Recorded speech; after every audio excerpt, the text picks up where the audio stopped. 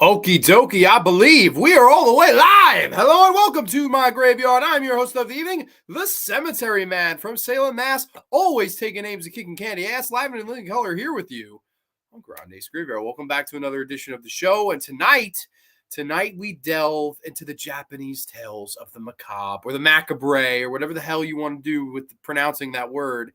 But tonight we delve into an infamous horror creator, of course, Mr. Junji Ito, with his Netflix series, new and released just this year of 2023. This is Junji Ito Maniac, Japanese Tales of the Macabre. Yes, ladies and gentlemen, 20 short segments and absolutely zero regrets tonight on Grande's Graveyard. I'm super excited to have everybody in the house. Corey was here before we went live. He says, yes, in the shower now. Sorry for the tardiness. Y'all stab that fucking like button. Let's go. Fire. Dude, Corey, King. I even said this to you because I was like, I wasn't in the house yet either. I said, bow down to the king. Da-da-da. We all love Corey here.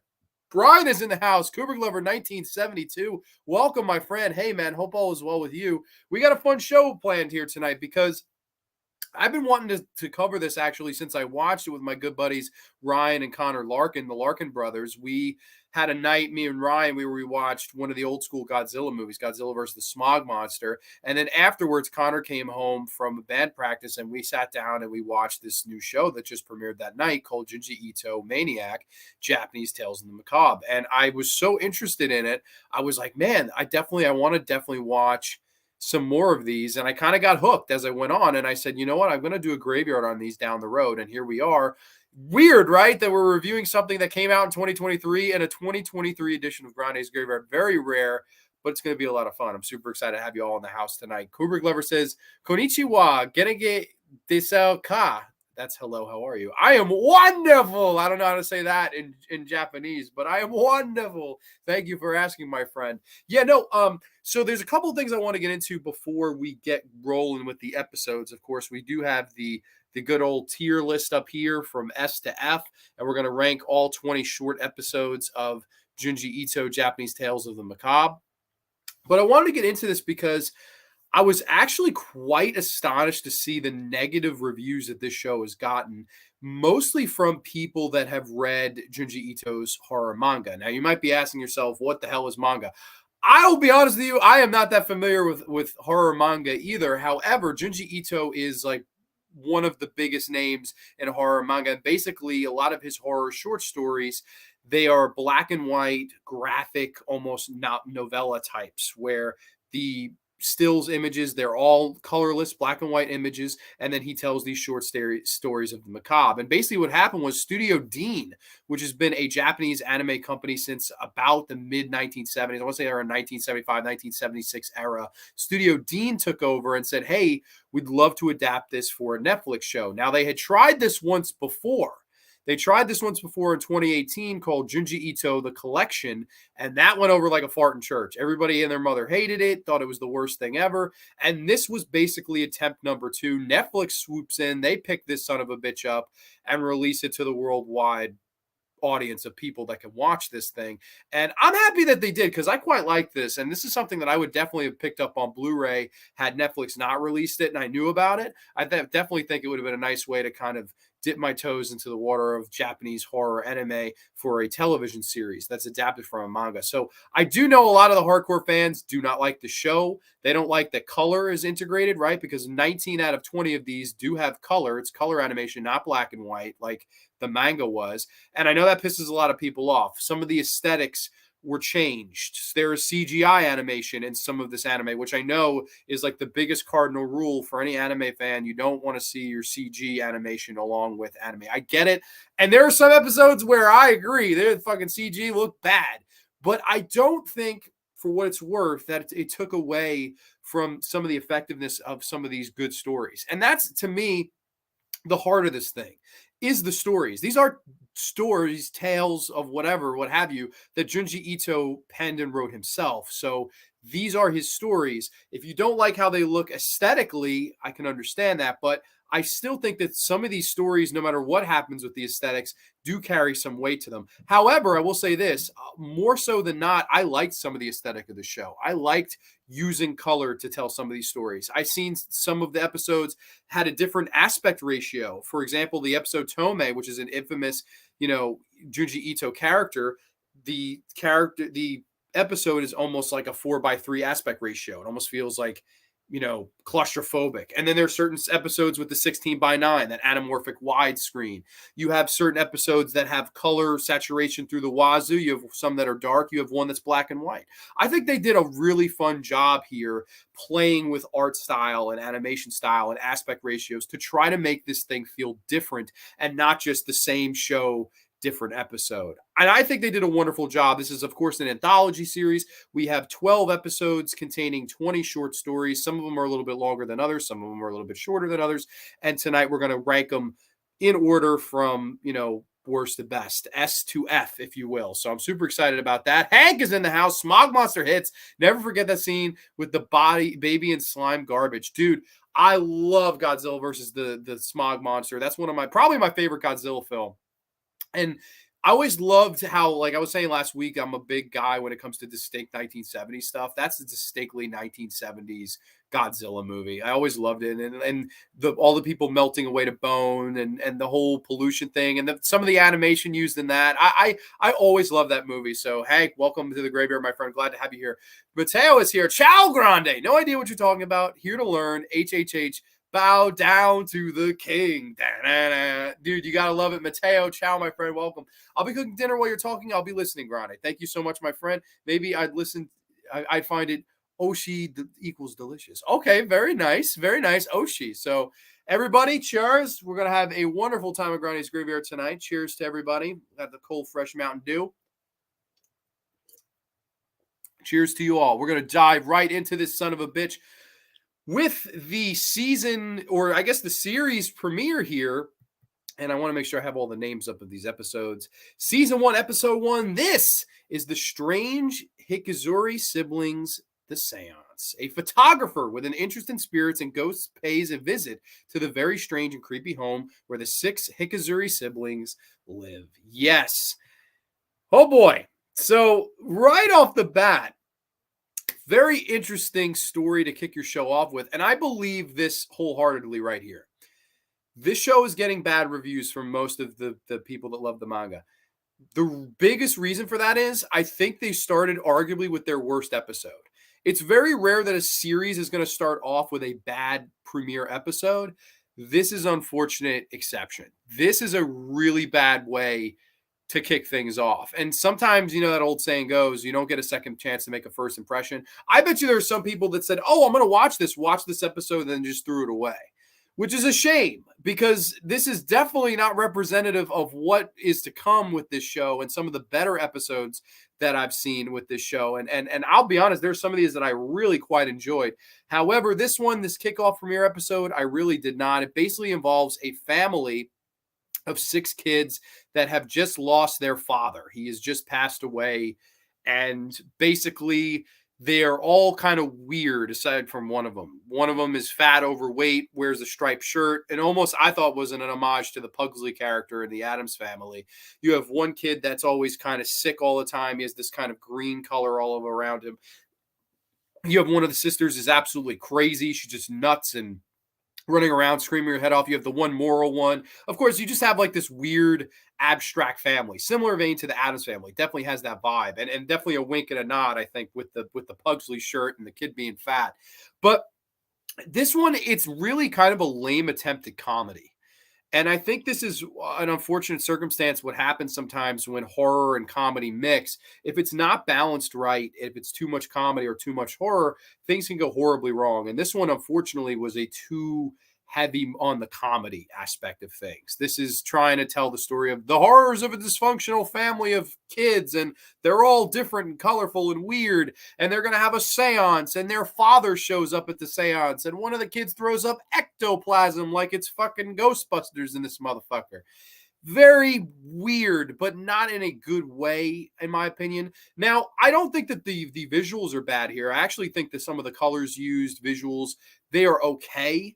There may be one of the few saving graces for this episode from a palette standpoint. I don't think it has an ugly palette, But tonally is really where this one loses me. It's all over the place. It's trying to be funny. It's trying to be kind of witty when it comes to the horrors of family aspect. And this is actually one of 4 episodes that got the full 25-minute bridge. Now, some of these episodes, like I said before, you'll have a double bill. You'll have one 12.5-minute episode and another 12.5-minute episode to reach the 25 minutes. But then again, there's 4 of them, this being one of the first one, that reach the whole 25-minute platform. So this one gets the room to breathe and tell its story. And I just don't think there was much here to really tell a 24, 25-minute story. This, I think, would have been far better off being a shorter segment. You could do 10, 12-minute segment and just kind of hit us with the kitchen sink earlier rather than later, because this one is one of the slower ones. Even though it's a 25-minute episode, it is one of the shorter ones. It is one of the harder ones to get through. And I'll be honest, the comedy's just not funny. It's just not humorous in the slightest. And I get what they were going for. I think their hearts were in the right place. And I think maybe, just maybe, if it was shorter, it would have worked. But overall, I thought this was a big swing and a miss here for the opening episode. And it's rare that I say this, but yeah, this opening episode is going to be an F. Very shocking, very weird, I know. But the opening episode, I felt, was one of the weaker, if not the weakest episodes of this entire anthology series. Which, and again, I do think that plays a big factor into why people did not bother when in episode 2, 3, 4, and so on. I think people sometimes, they judge by the first episode. If you don't deliver that first episode, see ya, you lost my attention. I'm on to whatever else is on Netflix, which is what a lot of people do. Now, I'm not a big Netflix guy, so I was glad to keep going through these because I was like, hopefully they'll get better. And thankfully they did. And they did immediately with the next episode. But before that, we got a couple of comments. Sounds like The Wizard of Oz, where during the Kansas scene, it is black and white. But then when you get to the Kansas, the entire film turns to color. Yeah, definitely. I mean, I personally don't mind what they did here. I know a lot of the hardcore artists and anime fans, they got upset that you're adding color to something that initially did not have it. I understand their gripes, but at the same time, I don't think it's necessarily a bad thing, because if you're watching these, I think it's nice to play with color. I think color is one of the most important aspects of film and television and anime for that instance. And I think it's fun to play with these themes. If they were all in black and white, I could honestly see complaining about that more, even though, okay, you're staying true to the manga. Okay, yeah, but where's your visual palette? Where's the artistic creativity? You're not really giving Studio Dean much to do from an artistic, creative, colorful palette standpoint. You're just telling them copy and paste what the manga was. So I personally don't mind adding color. I know a lot of people do. So I mean, it is what it is. But I'll tell you this. Wizard of Oz, perfect example. We're on Earth. We're in Kansas. It's black and white. It's dreary. There's a tornado coming towards the house. Dorothy opens the door to Oz, and we're introduced to all these colorful characters in the Yellow Brick Road. And I just think it's great. I think color is key. And I know people will hate me that are dead ass manga people, but my answer to them is to just read the books, because this is not going to be for you, even though it was supposed to be a nice nod for you. Italian Goodfellas, Scream 6 tonight, John. Fuck Scream 6 and its asshole. Oh, yeah. King Gore is in the house. Welcome, Gory Corey. Hope all is well with you, buddy. Bow down to the king. Corey today got some awesome news. I don't know if he wants me to share it or not. I can if you want, but if not, no worries. But Corey's going places. Let's say that. He's got some effed up reviews, effed up forever reviews coming up. Super excited for him to do those, and I'm literally looking forward to them. So cheers, Mr. Corey. I am very much looking forward to that. But coming up next, this is The Mysterious Tunnel. Yes, this was segment 1, episode 2, the story of the Mysterious Tunnel. And I made sure I wrote down some plot synopsises here, because some of the ones on IMDb I thought were quite bad. So some of these are my plot synopses, just to clarify. Years after his mother disappeared there, Goro returns to the mysterious tunnel and encounters the unexplainable. Yes, the tale of the mysterious tunnel. Now, this was a much better segment to open up your series on. I don't know why they decided to go with their worst first, or one of their worst first, but to me, this was a much better step in the right direction. And when I started watching this one, I went, okay, I know I'm in good hands now. I definitely feel more comfortable here watching this. And basically, this one tells the story of Goro, and basically the episode opens up. It's a snowy, wintry evening, and there's this creepy, mysterious tunnel. that he and his mother are walking towards. She walks in only to disappear forever.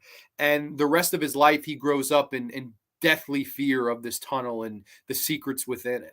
And basically, one day, he and his friends, they're walking home from school and they're daring each other, you should go in, you should go in, you should go in, without paying attention in mind that Goro's mother went missing in there. And basically, they all go in there and they encounter these weird entities, ghosts, if you will. And it's very creepy. I think this was a really scary episode, and one of the scarier ones, definitely, that we're going to talk about tonight, as Goro starts to enter and uncover some mysteries about this tunnel and maybe mysteries about the disappearance of his own mother. This one, I thought, was just perfect in tone. In opposition to the first episode, this one, I thought, you got the creep element. You made the atmosphere and setting very uneasy. You made me fear that tunnel before I even walked inside it with the other characters. And I think that goes a really long way. The music here is very somber and monotone, but I think it really helps set this tone and keep it grounded. As Goro enters the tunnel, he at one point finds his little sister, who has no memory of how she got there.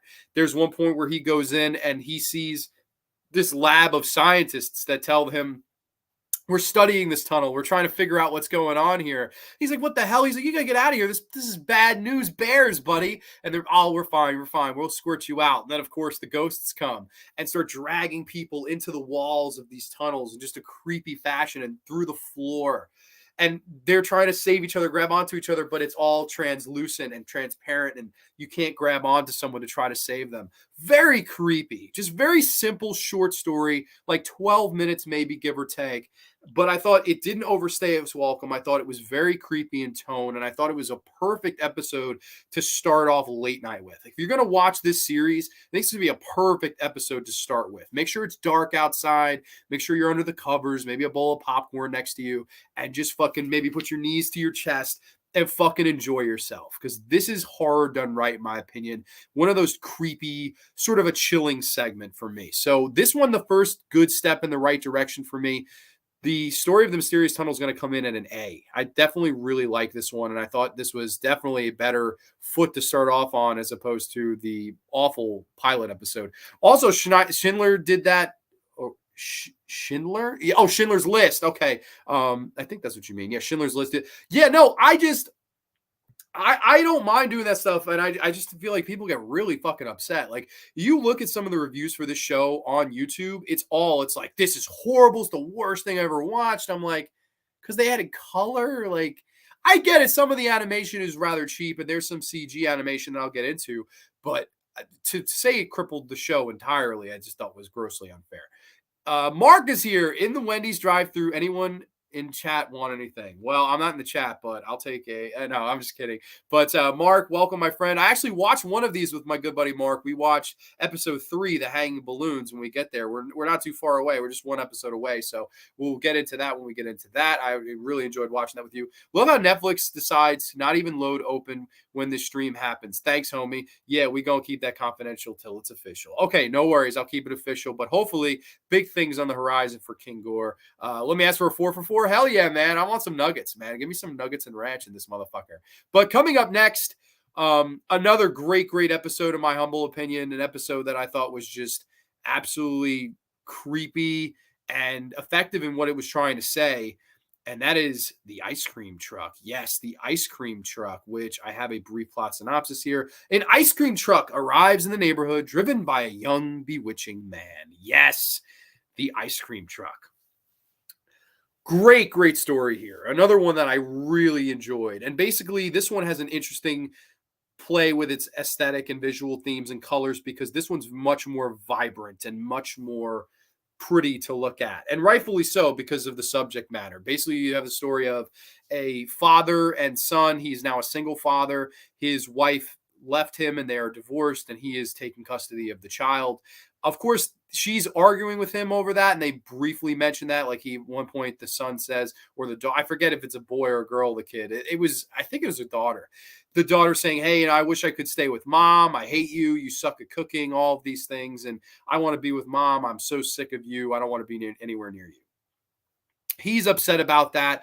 And one day they're walking home and basically they see this ice cream truck that has the attention of the neighborhood and all the children in the neighborhood. And it's driven by this young, yuppie kind of guy with a fake smile and perfect hair and gorgeous eyes and all of these things. And all of the mothers of these children are just gushing over him. And he's selling the kids these ice cream bars and ice cream cones.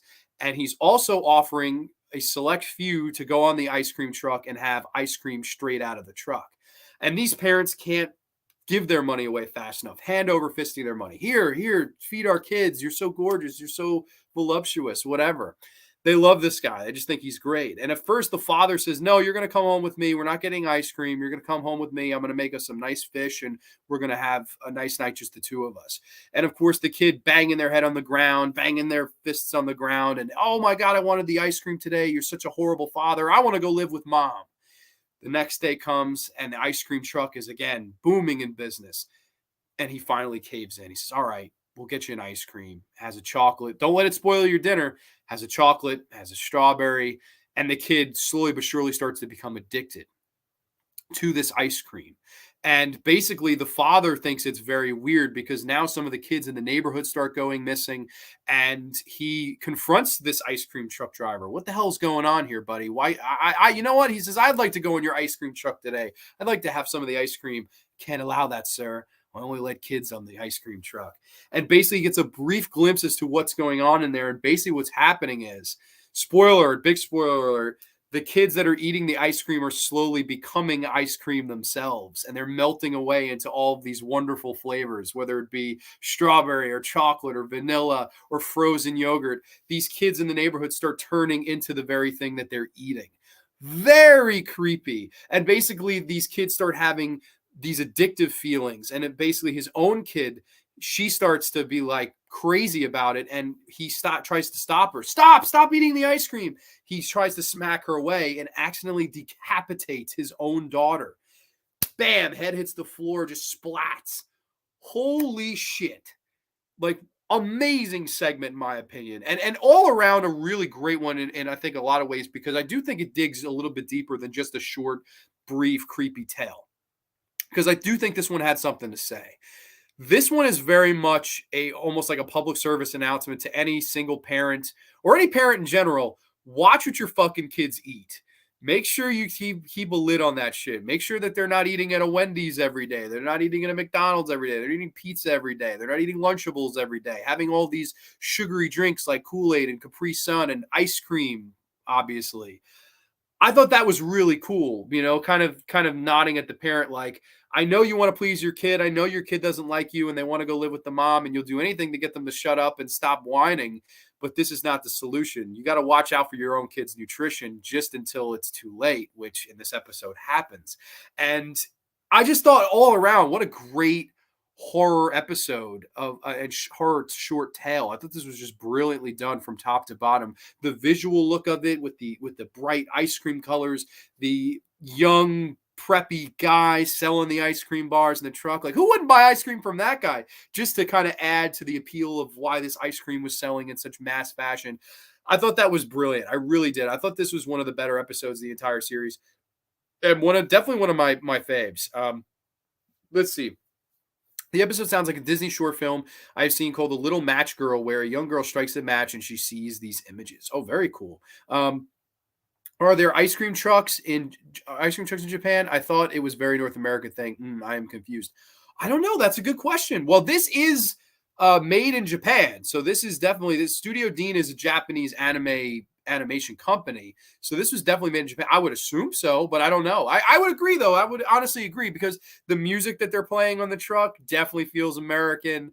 Maybe, I don't know. I definitely, you got a good point there for sure. I would like to, maybe I'll have to Google that after the show, Mateo. Sounds like a cooler We All Scream for Ice Cream from Masters of Horror. That premise will never get old.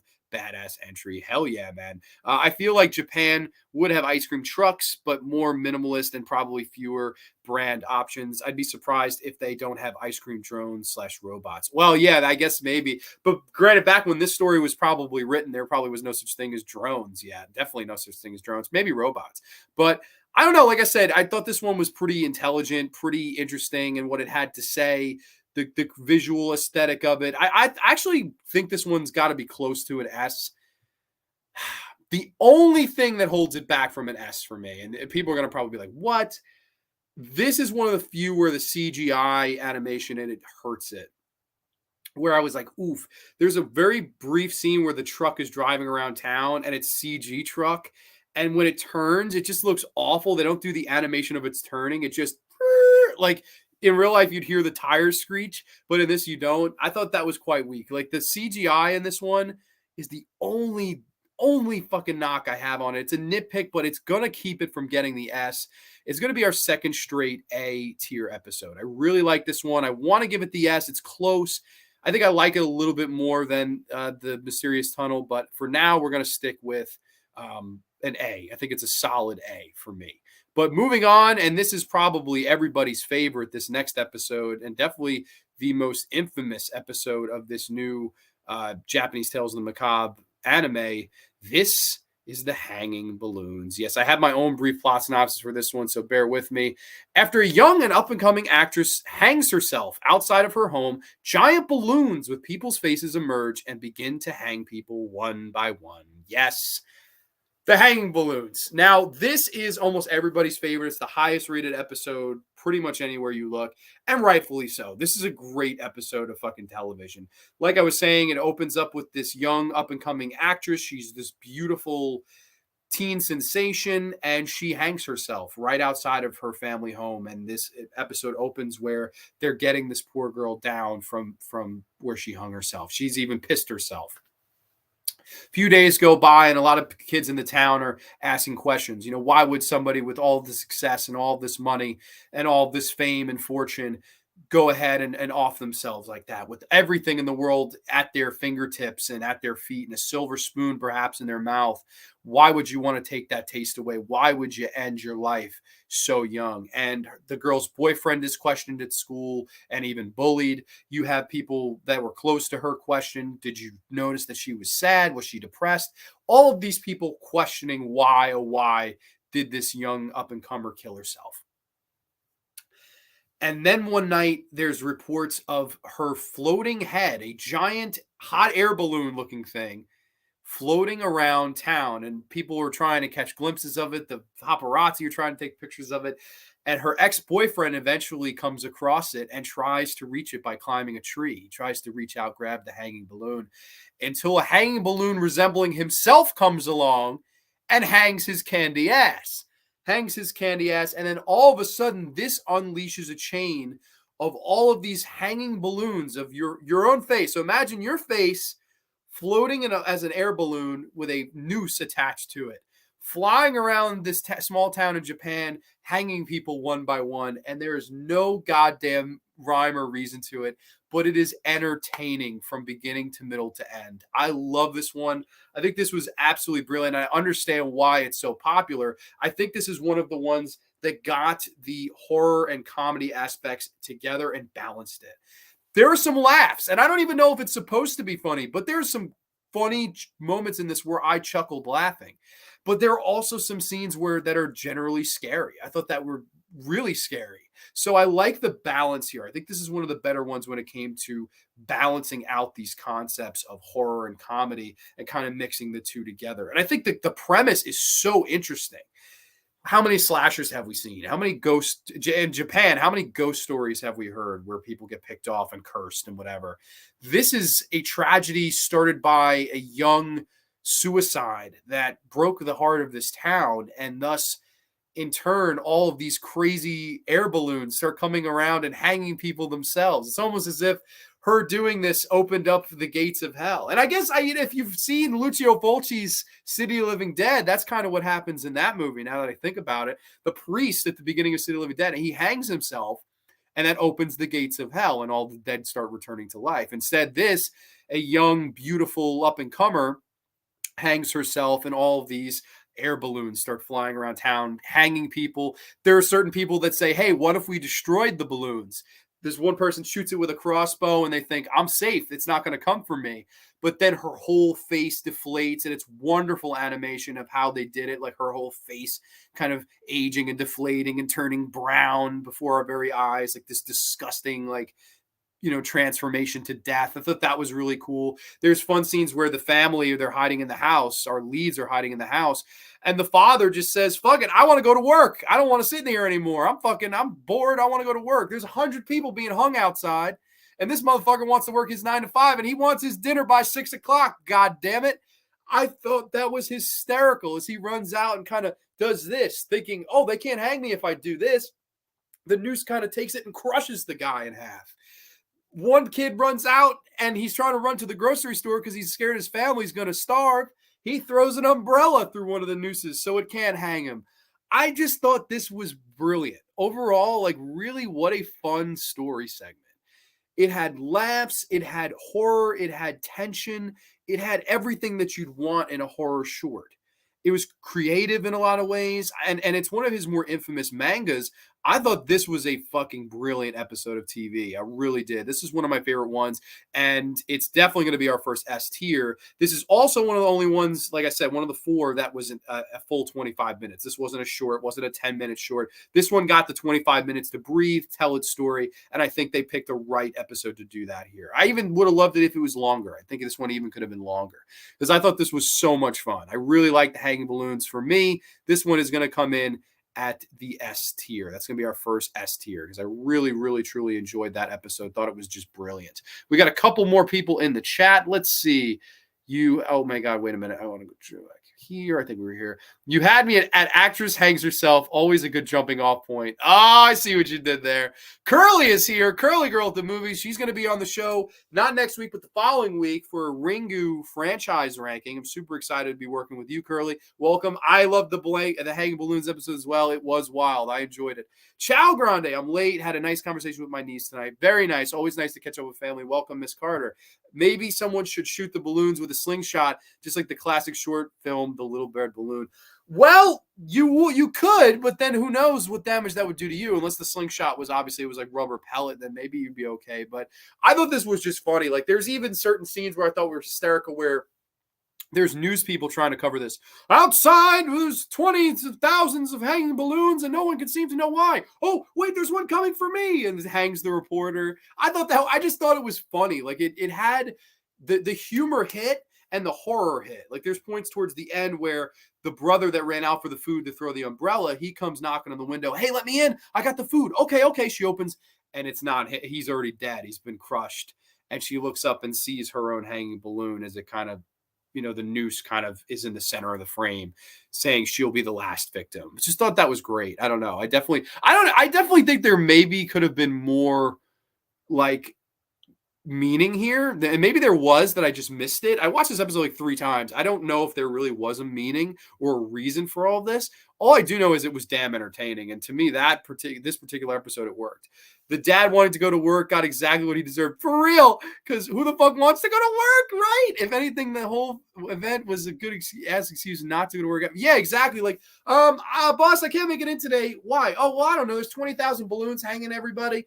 And the visual of it was hysterical. I was like, what the fuck? I thought the CG worked here. The CG in this episode definitely worked for me. That's just me though. Curly, bunch of Y's. Watch out. Hit me on IG, Curly. Oh yeah, hell yeah. We're rocking and rolling over here. Don't castrate King Gore. Don't castrate him. That's a Curly joke.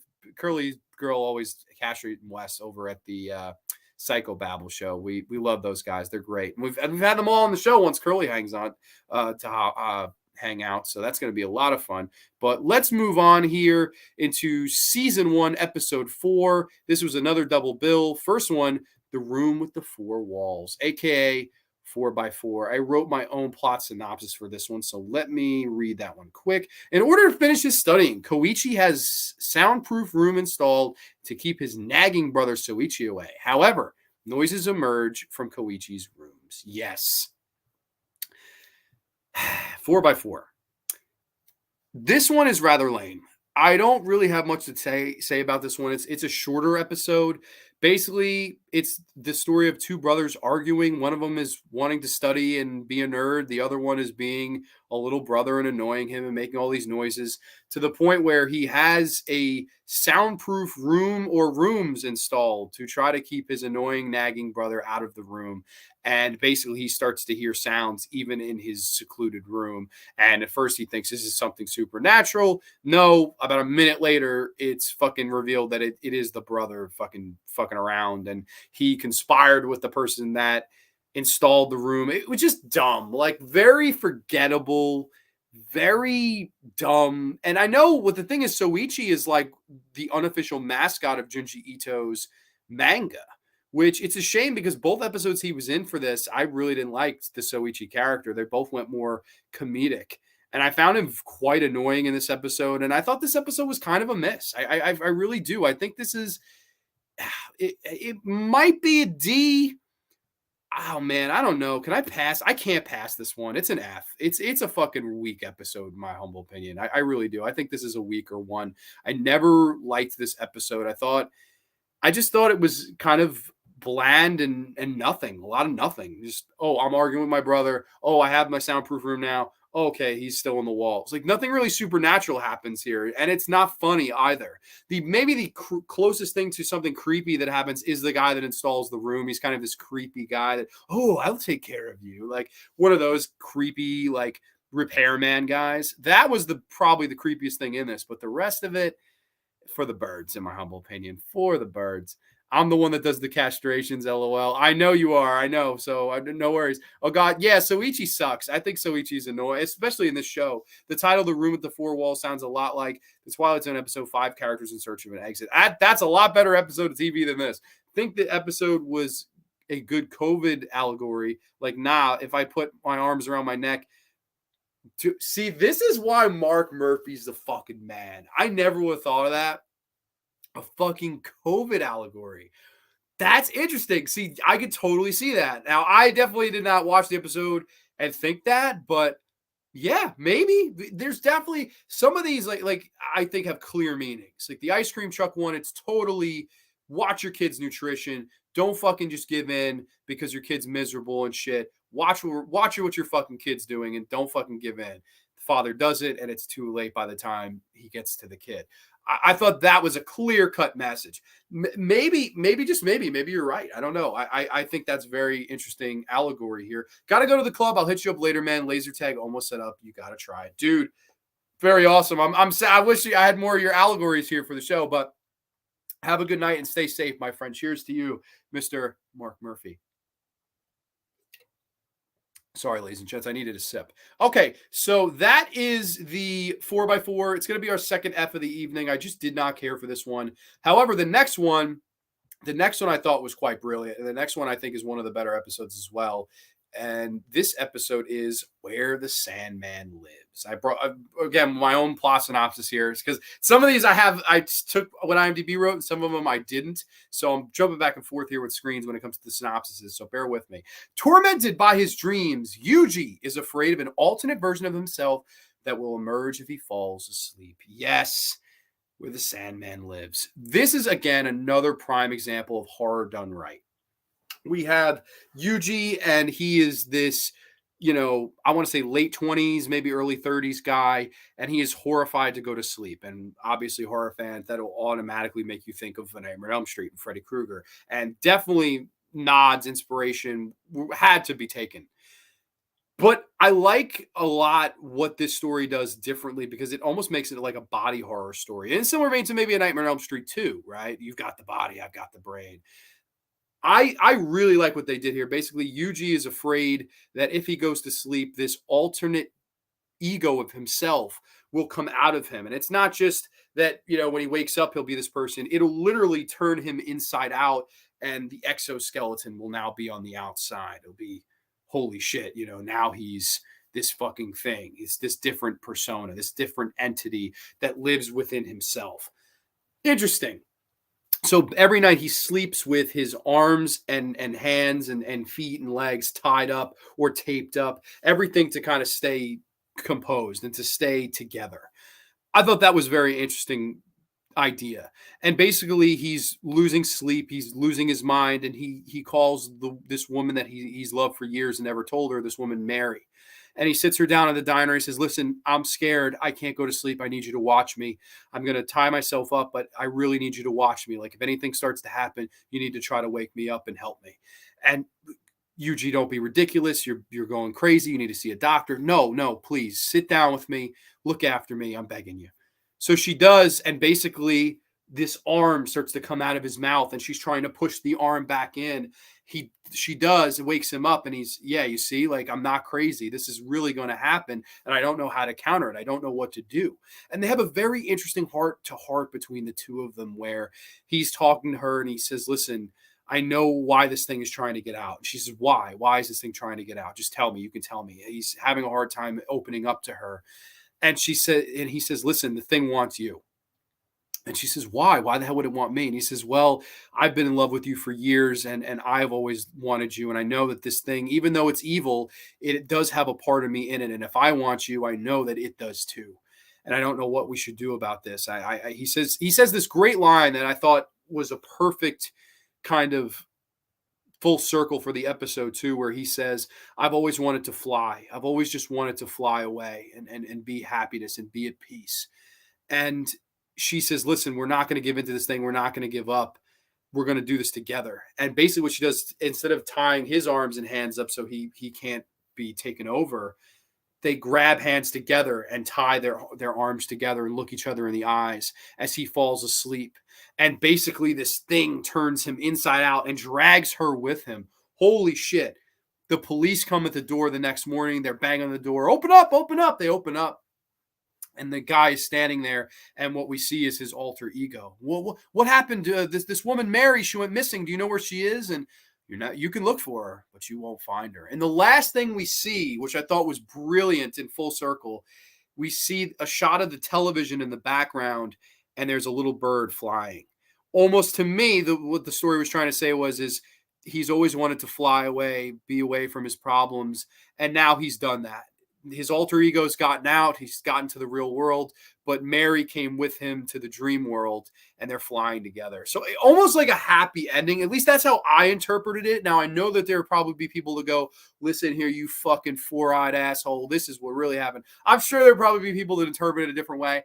I interpret it as their love and their bondage together, their literal fucking bondage together, overcame this deep dark entity that if they go in together, they go out together. If they go out together, they go in together. I thought that was a very interesting type of way to tell your story. And I thought this was a really well acted one. When it comes to voice acting, a lot of people don't really mention stuff like that, but I thought the voice actors did a wonderful job here. Now, I will say this to let people know, if you do decide to watch these, they're on Netflix. If you have Netflix, you can watch them.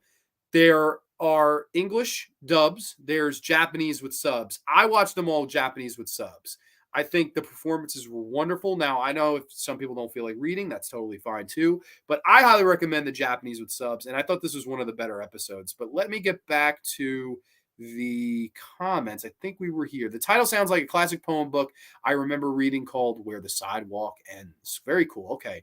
Speaking of health, Grande, Japanese people tend to be very healthy. They do a lot of walking. They eat healthy. I think they might think Americans have terrible diets and not taking care of their health. Okay.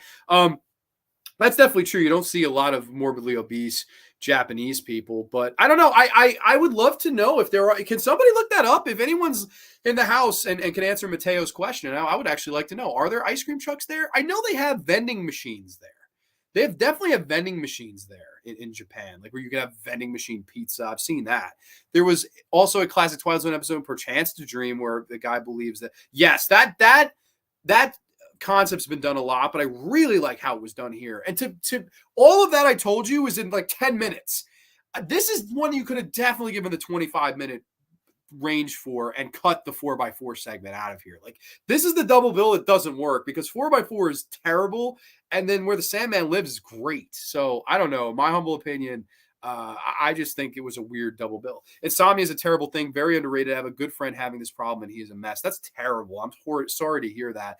I'll be honest, I don't know if I have insomnia, but I definitely think there are times where I have a hard time sleeping as well, and it is the worst feeling in the world, especially when you have to get up the next day and do something. Like, oh yeah, you got to get up and be productive tomorrow for 8 to 9 hours or 10 hours or whatever.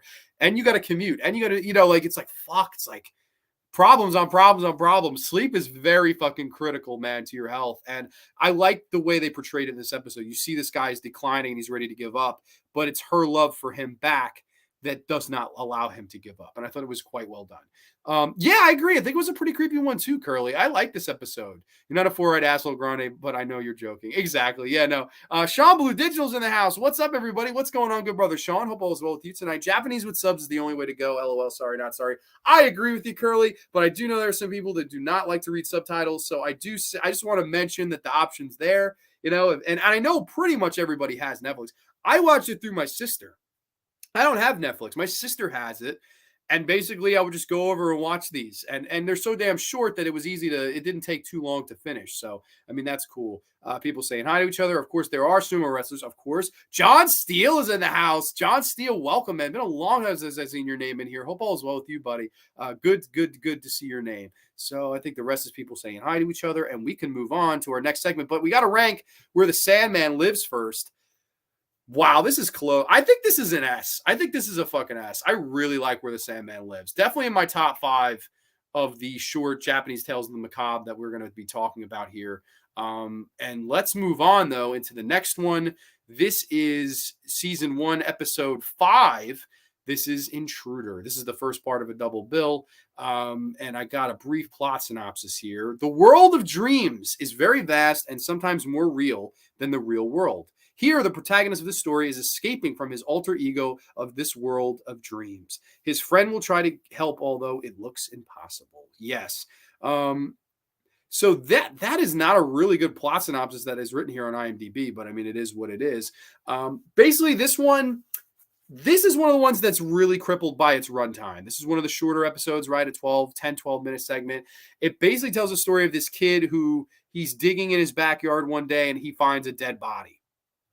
And it's of himself. And he's like, what the hell?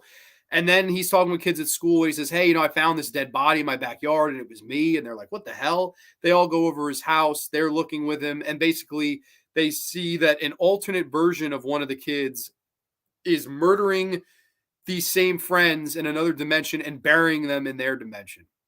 That's all it is. There's no scares here. There's really not much to run home about here. This is one, it's crippled by its runtime. It really had no room at all to breathe or do anything. However, I would say this, the concept is great. Talking about alternate realities, talking about, well, this part of me and this reality, I know I'm a good guy. I have friends and I like to explore. In this other reality, I may just be a serial killer. I think the concept here is an S concept. You could have done a lot of good stuff with this, but the 10 to 12 minute runtime really hurts this son of a bitch. So it kind of meets at the middle of the road. It's like potential was here, execution was here. So I guess we kind of have to meet in the middle with this one. And I think we're going to have our very first C ranking. So Intruder, it's going to get a C. It's neither here nor there. It's a very mid episode. I've seen people say it's the worst episode of the series. I don't think it's that bad. At least it had its tone in the right place, in my humble opinion. But I definitely think that this is one that left a little bit to be desired. This seems familiar. Well, it just came out a couple months ago. This is on Netflix. Junji Ito, Maniac, Japanese Tales of the Macabre. And if you have Netflix, you can watch these. They're fantastic. I will be spoiling some of them, but I really enjoy these. About the only foreign horror I watch without captions, French. I feel like that would be easy to learn. Okay. I mean, I only watch dubbed when the subtitle go on too fast. Okay. No, totally understand. Is this Japanese anime? Yes, it is. Anime has never been really my thing, but it's always cool to hear about it. Yeah, no, and some of these are fantastic. So I'm happy you're here, buddy. That's dope if you extended it out. I agree. I think this one, again, but I think you might have needed more than 25 minutes here. Like, this is something you could have done for a film, and I think it would have been quite interesting. But as a short, it just didn't work. I really didn't think this one worked. Mateo says, hey, John, I Googled it, and I end up in Reddit. No ice cream trucks in Japan, but super technological vending machines. Yes, that's right. That I knew. So the concept is taken from North America. Very interesting. I'm actually happy that you told me that, because now that's kind of makes things iffy. But I wonder, I don't know when the story was published. I'm guessing somewhere in the 1970s, 1980s when Junji Ito was writing mangas and stuff like that. I know he still does to this day, but I would be very interested to hear when that story was penned, because the inspiration must have been North America. And I think it's a really, really cool little concept. But Intruder is going to come in at a C level. And next up, we have my favorite episode of the series. My favorite episode, at least of the season. I do hope this goes on. I hope we get more of this. But this is the second part of season 1, episode 5. This is the long hair in the attic. This was my favorite episode of the bunch. Brief plot synopsis for you. Kimi is dumped by her boyfriend and decides to cut off what was her favorite thing. I'm sorry. Let me start that over again. I just botched the plot synopsis of my favorite episode. I do apologize. Kimi is dumped by her boyfriend and decides to cut off what was his favorite thing about her long black hair, which soon begins to have a mind of its own. Yes, sorry for the botched reading of the synopsis. It's only my favorite episode. Wow. Every now and again, I'll watch something horror related that I haven't seen, and it'll blow me away. It happens every now and again. It's definitely not, they're few and far between, right? Like there's certain movies. The Lodge was a movie that did that for me. Yeah, as much people gave me shit about it last week. It Follows was a movie that did that for me. Every now and again, there'll be something I see in the genre that just inspires me and reminds me why I love it, and reminds me why I'm a fan at the end of the day and love the horror genre. And it's this particular episode that I watched, and I was like, this is the best thing I've seen in horror in a long time. I thought this was one of the best things I've watched horror related in years. I would have to go that far and say that. And it basically tells the story of this girl, Kimi, who at the beginning of the episode, I put it as the thumbnail. So if you're curious where the thumbnail is, that's this episode, is this beautiful woman in a car. She has this long, beautiful black hair, and she's sitting in the car with her boyfriend. And the boyfriend is kind of bashing her, not paying attention to her, and ultimately dumps her. He tells her, "You need a square guy. Get out of my car. See you later." Dumps her. Right then and there. They've dated for 7 to 8 years. She goes home in her room and just starts crying. And the first thing she does is she looks at this photo of the two of them on the beach. And she remembers that was their first date, and they had gone on this wonderful date, and she had short hair at the time. And he says, I think you should grow your hair out long. I think it would be beautiful that way. I would really like that. And he looks at her and she says, "Hey, would you take me to the beach more?" And, of course I'll take you to the beach more. And, basically you get the idea that she did a lot in this relationship in order to appease him and in order to please him. And at first that can be great for a lot of guys, but this particular guy found it as a turnoff after a while. You're doing everything for me. You're just appeasing me no matter what, just to keep this together. And that can't be the glue to hold us together anymore. So he walks out the door. And she is just heartbroken in this moment, completely destroyed, cries herself to sleep. And basically what happens is the next morning she decides, I'm going to cut off my hair. But before she does, her hair seems to have murdered a rat. And she's like, what the hell? She finds this rat in her hair. She washes it out, gets it out of there, and tells her sister, "Get the scissors. We're cutting off my hair. You sure about that? It looks beautiful on you." And she says, "No, I want to cut off anything that reminds me of him, anything that reminds me of that toxic relationship." The sister goes to grab the pair of scissors and basically comes back to find her sister decapitated. No head anymore. Lifeless, dead body, and the head and hair nowhere to be found. Creepy.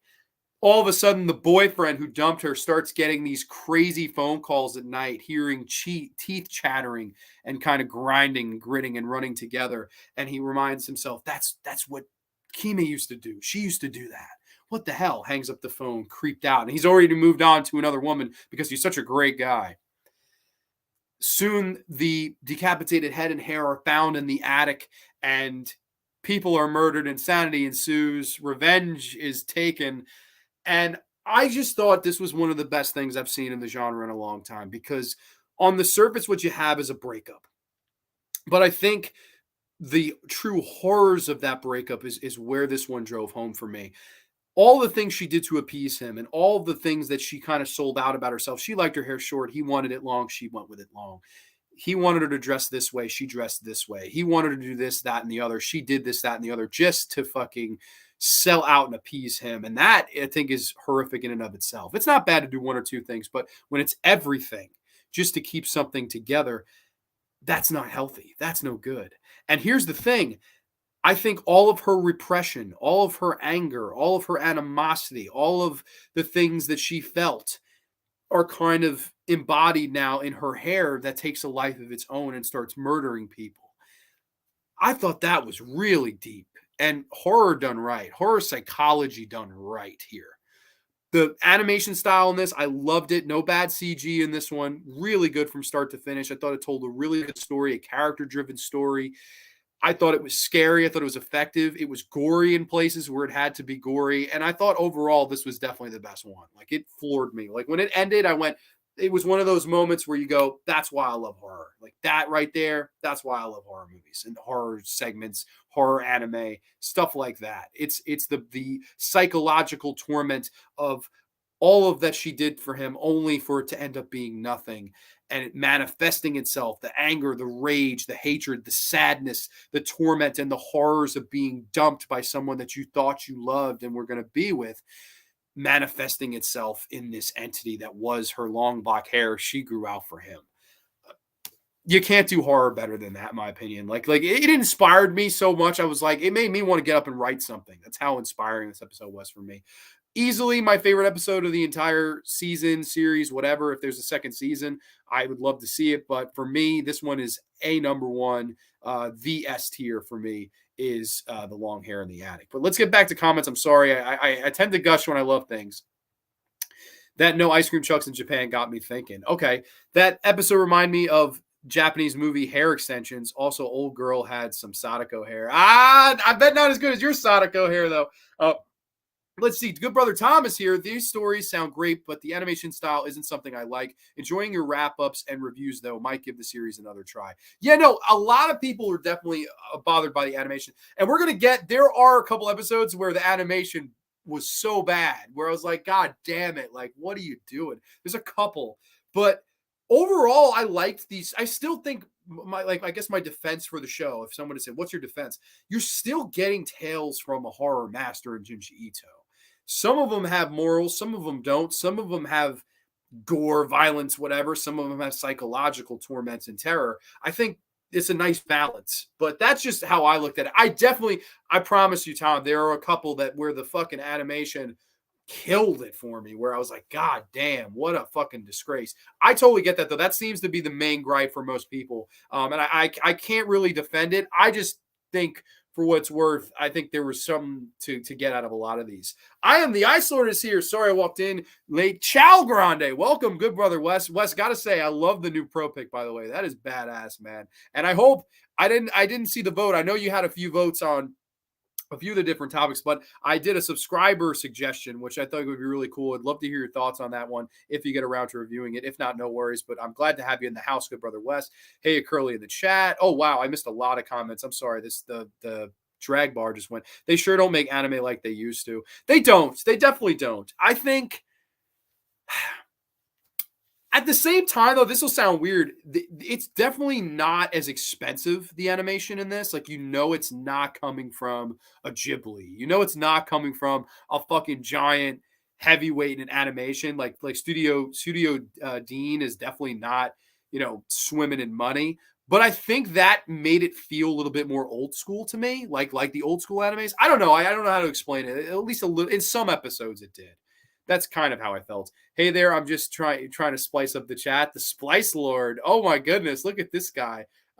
Let's see. UFC, what's up, brother? Labyrinth, what's going on, man? I was introduced to Junji Ito many years ago by a channel that ran into copyright issues and is no longer up. That first story is still my favorite. It's called The Enigma of a Megara Fault. I have not heard of that one, but dude, I'll have to look into it. And hopefully, if there's a season 2 of this, they'll do an episode of it. But welcome, Mr.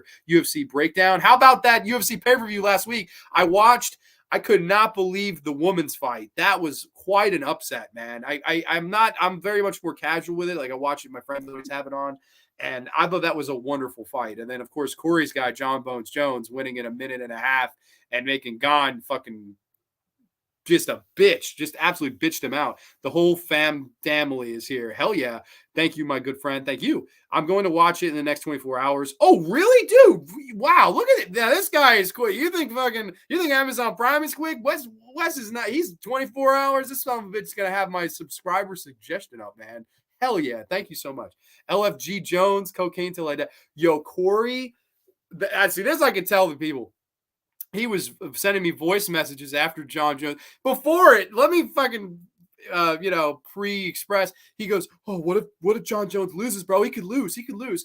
I'm answering back. I'm like, dude, he's going to fucking win. It's John Jones. There's no chance he loses.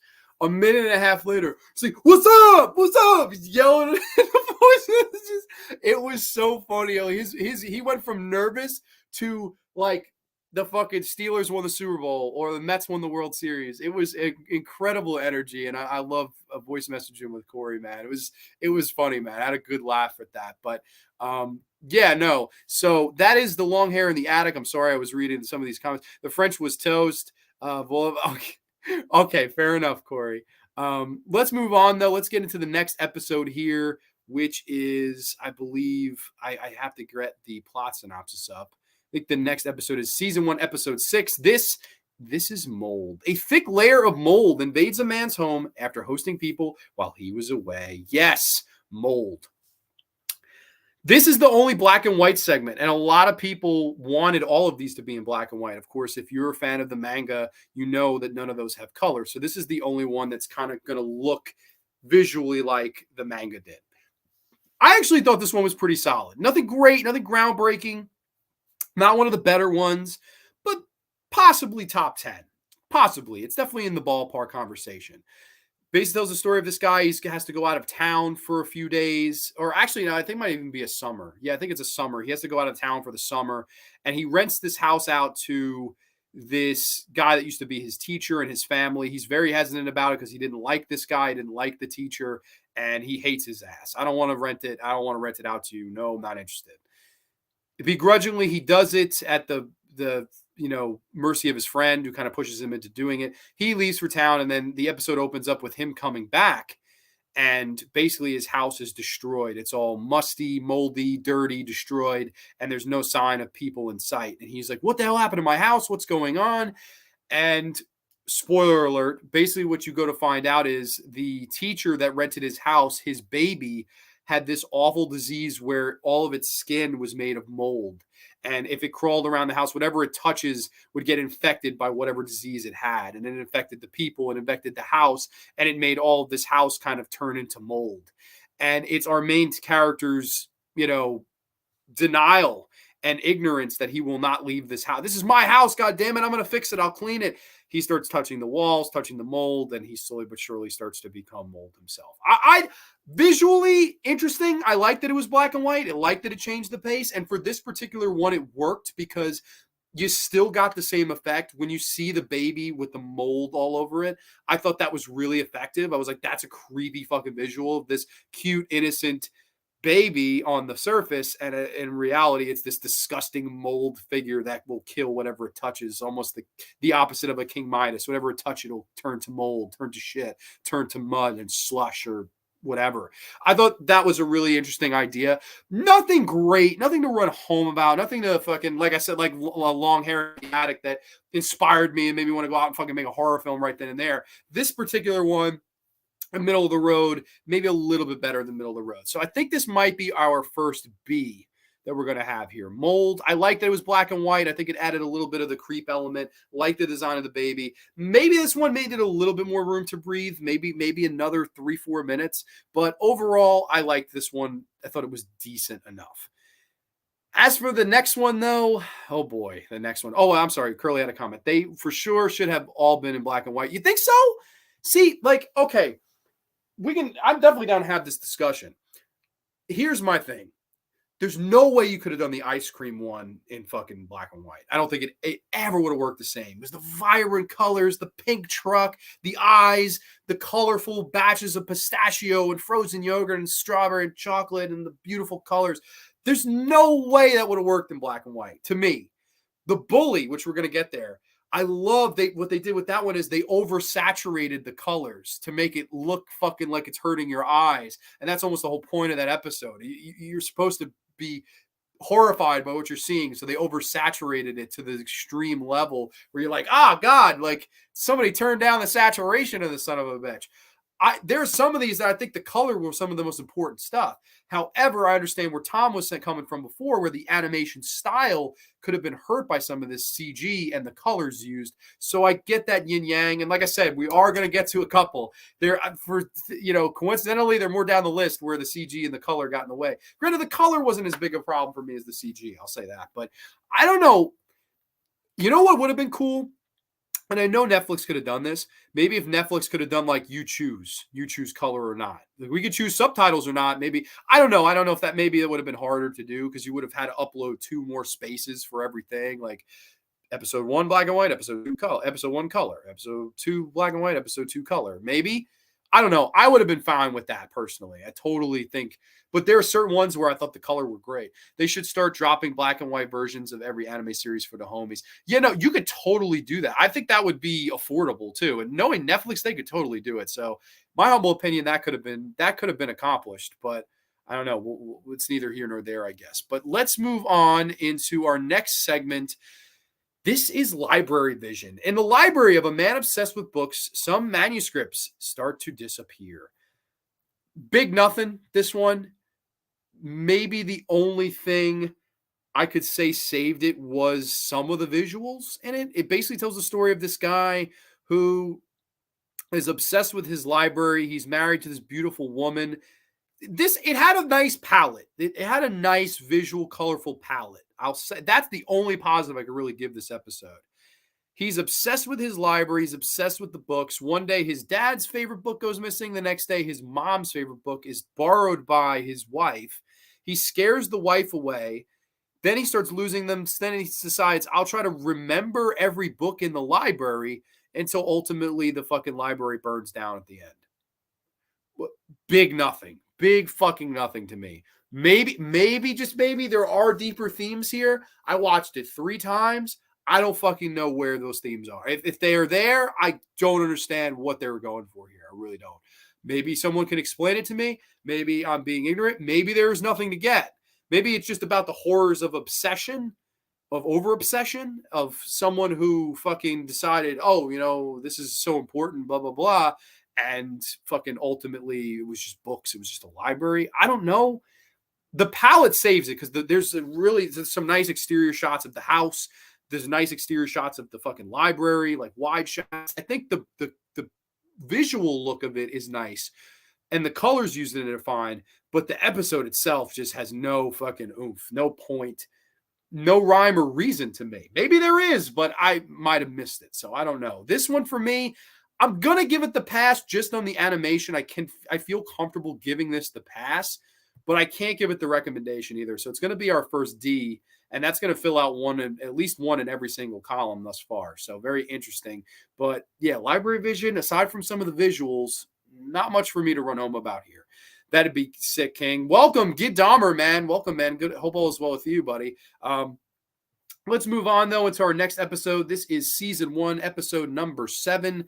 This is Toontown. After hitting a girl with his car, excuse me if I mispronounce these names, Tyoshi and his sister Kairu find that the road that they're driving on is blocked by countless tombstones. Okay. This is definitely an interesting concept. It's a brother and sister. They're going to meet their friend in her hometown. He's driving there. They're talking. They're arguing. He accidentally runs over this young girl. And they panic. Oh, my God, what the hell do we do? We killed her. We ran her over. She's dead. What the hell do we do? They panic and throw her in the trunk. Then they enter this town, and basically wherever there are tomb sites is where people die. If you die in this town, they leave your body there, and your body eventually becomes its own tomb. That's, I guess, the special thing about this town. Of course, this manhunt for the missing girl is launched out, and we follow our lead characters as they're trying to live with the guilt that revolved them in this episode, right? Because they murdered a person. They're driving around with her in their trunk. and everyone, we're worried about her. We hope we can find her. And one of the twists towards the middle of the episode is the girl they were going to see, it's her younger sister that they murdered, and they're, oh my God, she's crying to them. I hope she comes back. Do you think she'll come back? And we don't know. The horrors of guilt and the horrors of, holy shit, what the hell do we do here? Like, we're in such a bad position. And I like that aspect. I think that's good. And this is one of the longer episodes. This is not a two-parter. This is just a 25-minute segment. I thought this one was well done story-wise. Here's the problem. This is one of the ones where the CGI hurt it. Bad CGI in this episode. Some wide shots of these tombs in a field. All of the tombs are CGI. Terrible. Why? There's no fucking reason. There's no fucking excuse. Scenes of them driving in the car, some of them were CGI. Some of the fucking stone creatures that you see in this episode are CGI. They fucking, for some reason in this particular episode, decided, let's fucking jack off the CGI. Let's fucking jack off the CGI till it fucking turns fucking blue and fucking comes all over the fucking place. It was a mistake. This is the one where Tom was saying before, the not a fan of the style. I'm not a fan of the style of this episode. When it's not CGI, which is rare in this particular one, gorgeous, which makes me frustrated because the story here was really good about the brother and sister. Can we live with the guilt? Can we live with the horrors of guilt? Can we move on from this? What do we do to cover it up? This family that lost their youngest and decide by the end of the episode to take pills and their own graves start rising where they committed suicide. There's this town well that if you throw something down there, it's forgotten forever. However, the brother, when he does it, he cuts his hand and he becomes infected by this stone. It's really an S story, but with just a tremendous amount of problems with the style. I don't like the style here. I think it's quite messy. I think the acting, voice acting, that stuff is good. Music is good. Idea was really good. Interesting. Like, I think you could have definitely got even more than 25 minutes out of this. However, overall, it's kind of a middle of the road episode for me. And I know a lot of people consider this one of the better ones.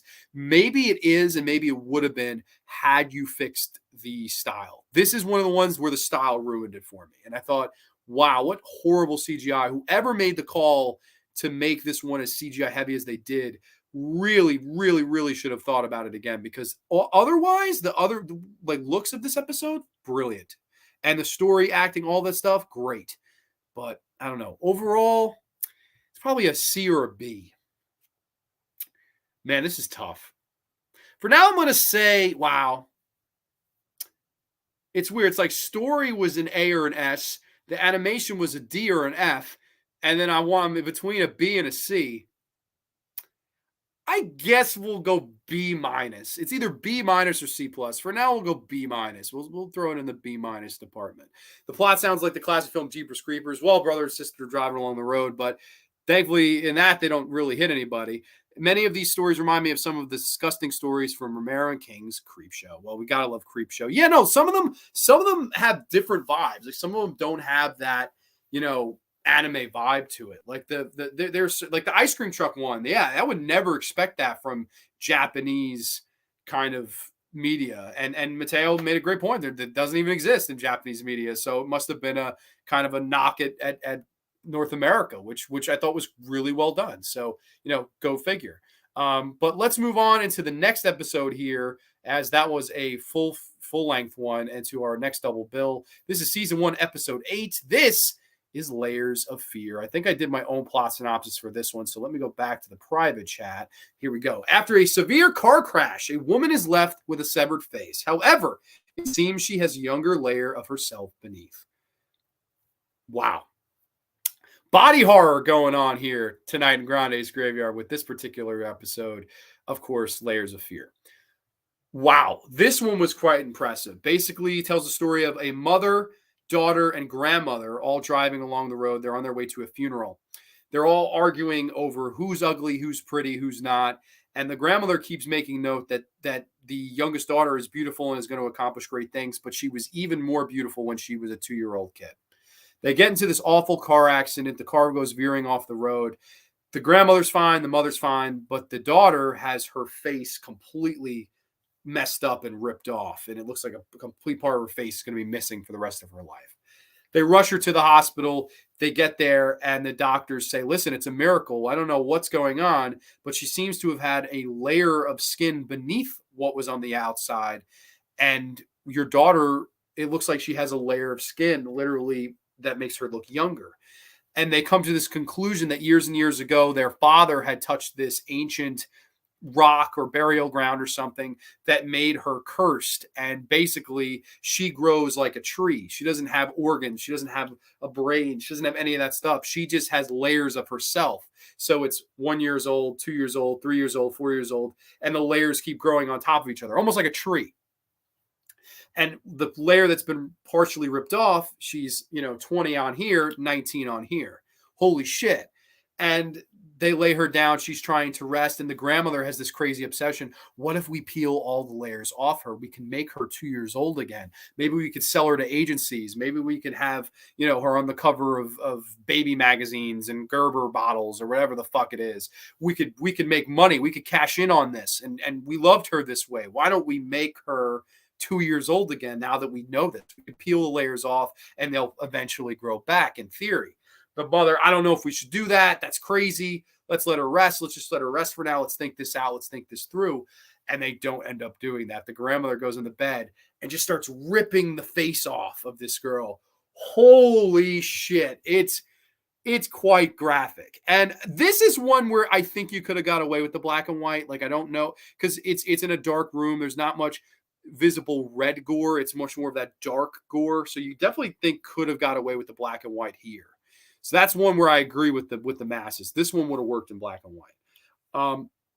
However, with that being said, this is a great body horror segment. She rips off, goes through the faces, and then, of course, it's the 2-year-old head. And she goes, okay, now we have to peel off the body. As they start to peel off the body, they find that the rest of her is not like her face. And big twist here, her whole body is not in layers. It's just her face. So they end up peeling off all of her body parts and skin and organs and shit that she didn't even have. And then, of course, the grandmother, well, what if we have it? And she cuts off her own face.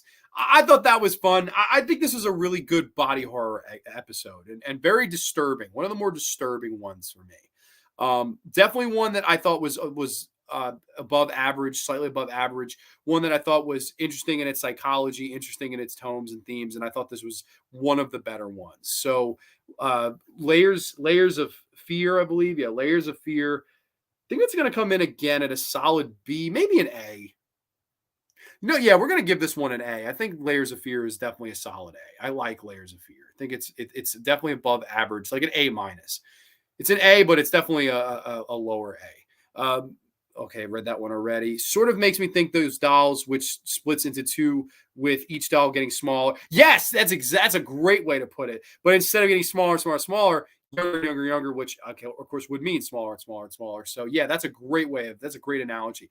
It was gruesome, like the grandmother ripping off the fucking flesh face. I was like, oh my god, and the mother's like, stop!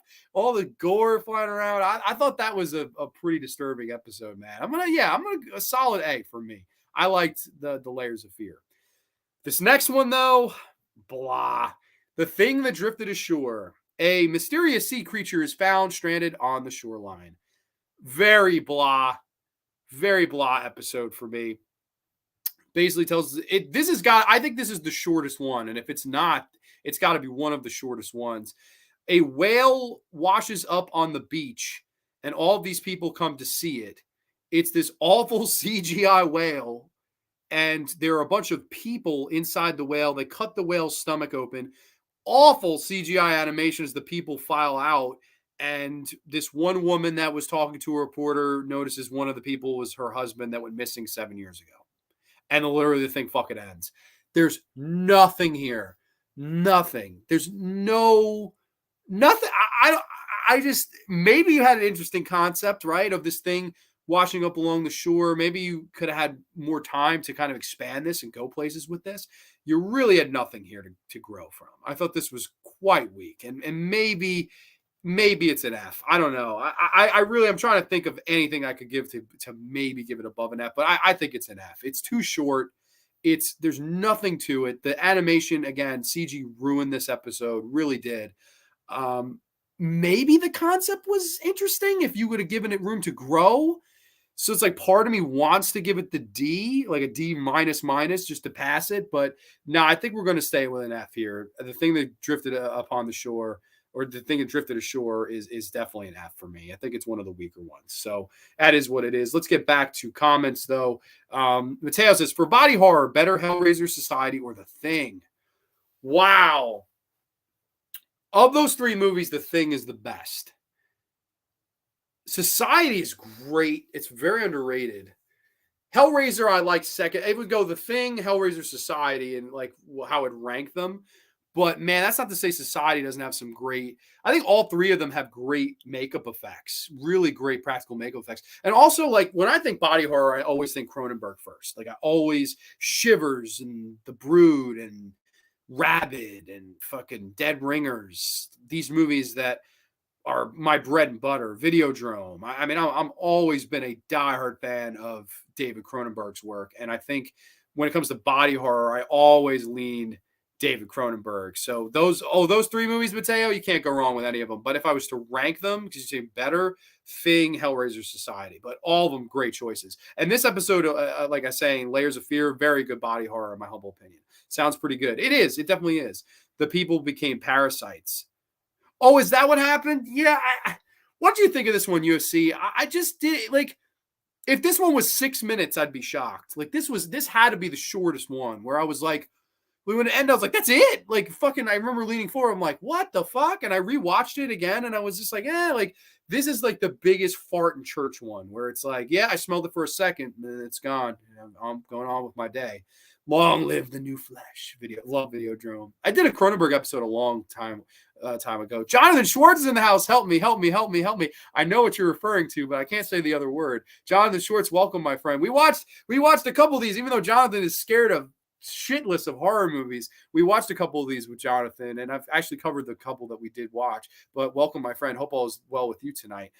Let's move on, though, to Season 1, Episode 9. This is Tomei. Yes, a menacing transfer student named Tomei isn't happy that a girl named Tsukiko has been taking and selling pictures of popular boys in the school. Yes, Tomei. Now, Tomei is a very popular character in the Junji Ito manga. Now, I think UFC Breakdown Labyrinth is a fan, and definitely started reading Junji Ito's works a long time ago. He can probably confirm this. She's one of their bigger icons. There've been Tomei movies, and this is definitely one of the more popular Tomei stories that they decided to adapt to the final 25-minute episode. Like I said, some of these are 10, 12, 15 minutes. Some of them are 25 minutes, the full segment on Netflix they can give. I thought this one was pretty good. It basically tells the story of Tomei, this new beautiful girl at school. And I liked that this one kind of had the whole aspect ratio of a camera. Like it's almost like you're watching the entire thing through the aspect of a camera. And what do I mean by that? They do the whole thing 4:3 ratio. So it's basically like you have those giant black sidebars on the side of the screen to give it that claustrophobic feeling, to give it that I'm taking a picture on a Polaroid camera type of feeling. Because like I said, some of these, they'll do the 16:9 aspect ratio. This one to keep in the style and the theory and theme of the episode of the taking pictures of people, they did it in that vein and style. But right off the bat, very smart way to do this. I thought that was really good. I definitely liked that aspect of it.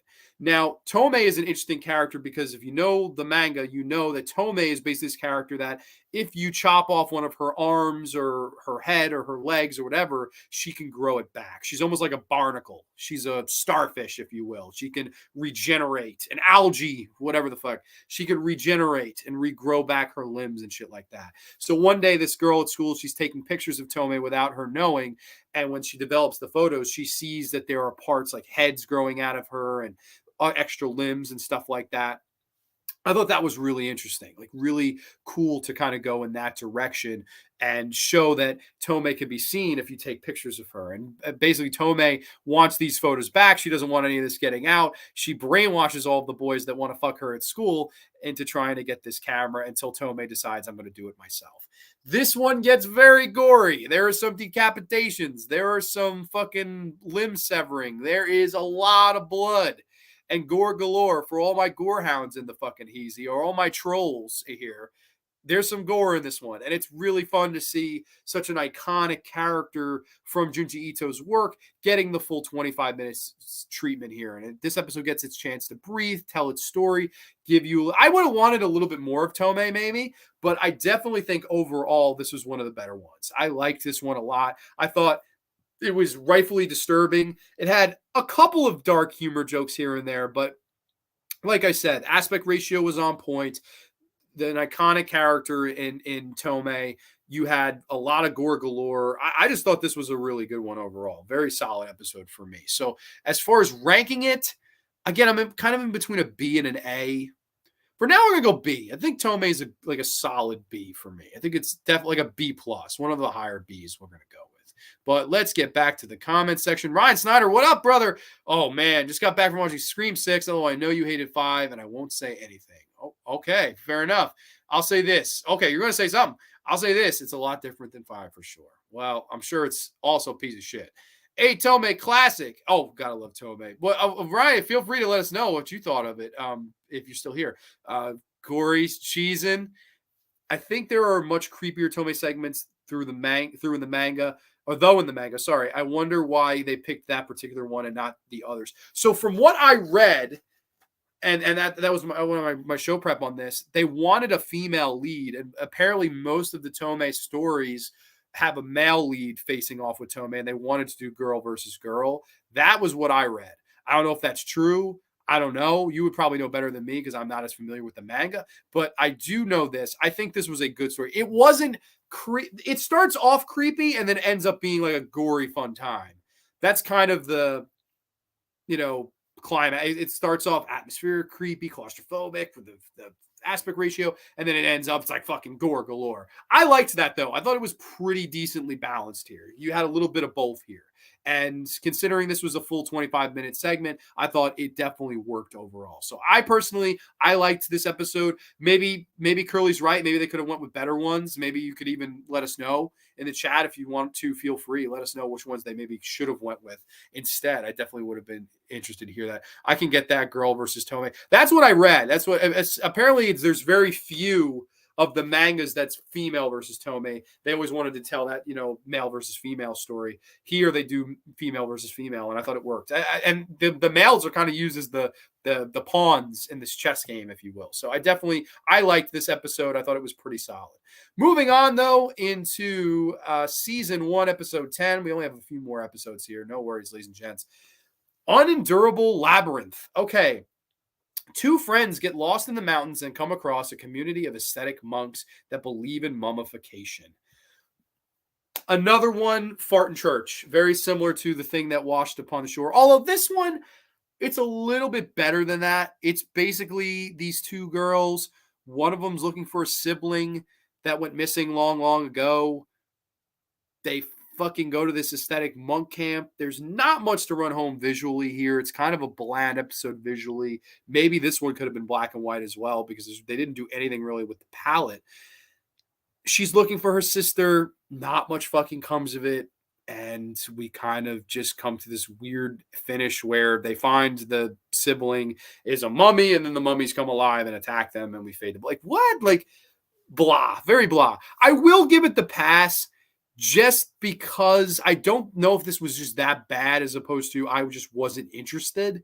It might have been one of those where maybe somebody else could have got more out of it than I did and are scared of mummies and mummification and shit like that. I just personally didn't feel this one. I just wasn't like, maybe it wasn't the episode itself. It's just like, I wasn't feeling that one. So for me, this one's going to come in at like a D. I think this is like a D. It's barely passable. I don't think it's as bad as, some of the ones I have. Like, it's not a bad comedy like the opening episode or 4x4 or even the final segment, Soichi's new cat or whatever the fuck.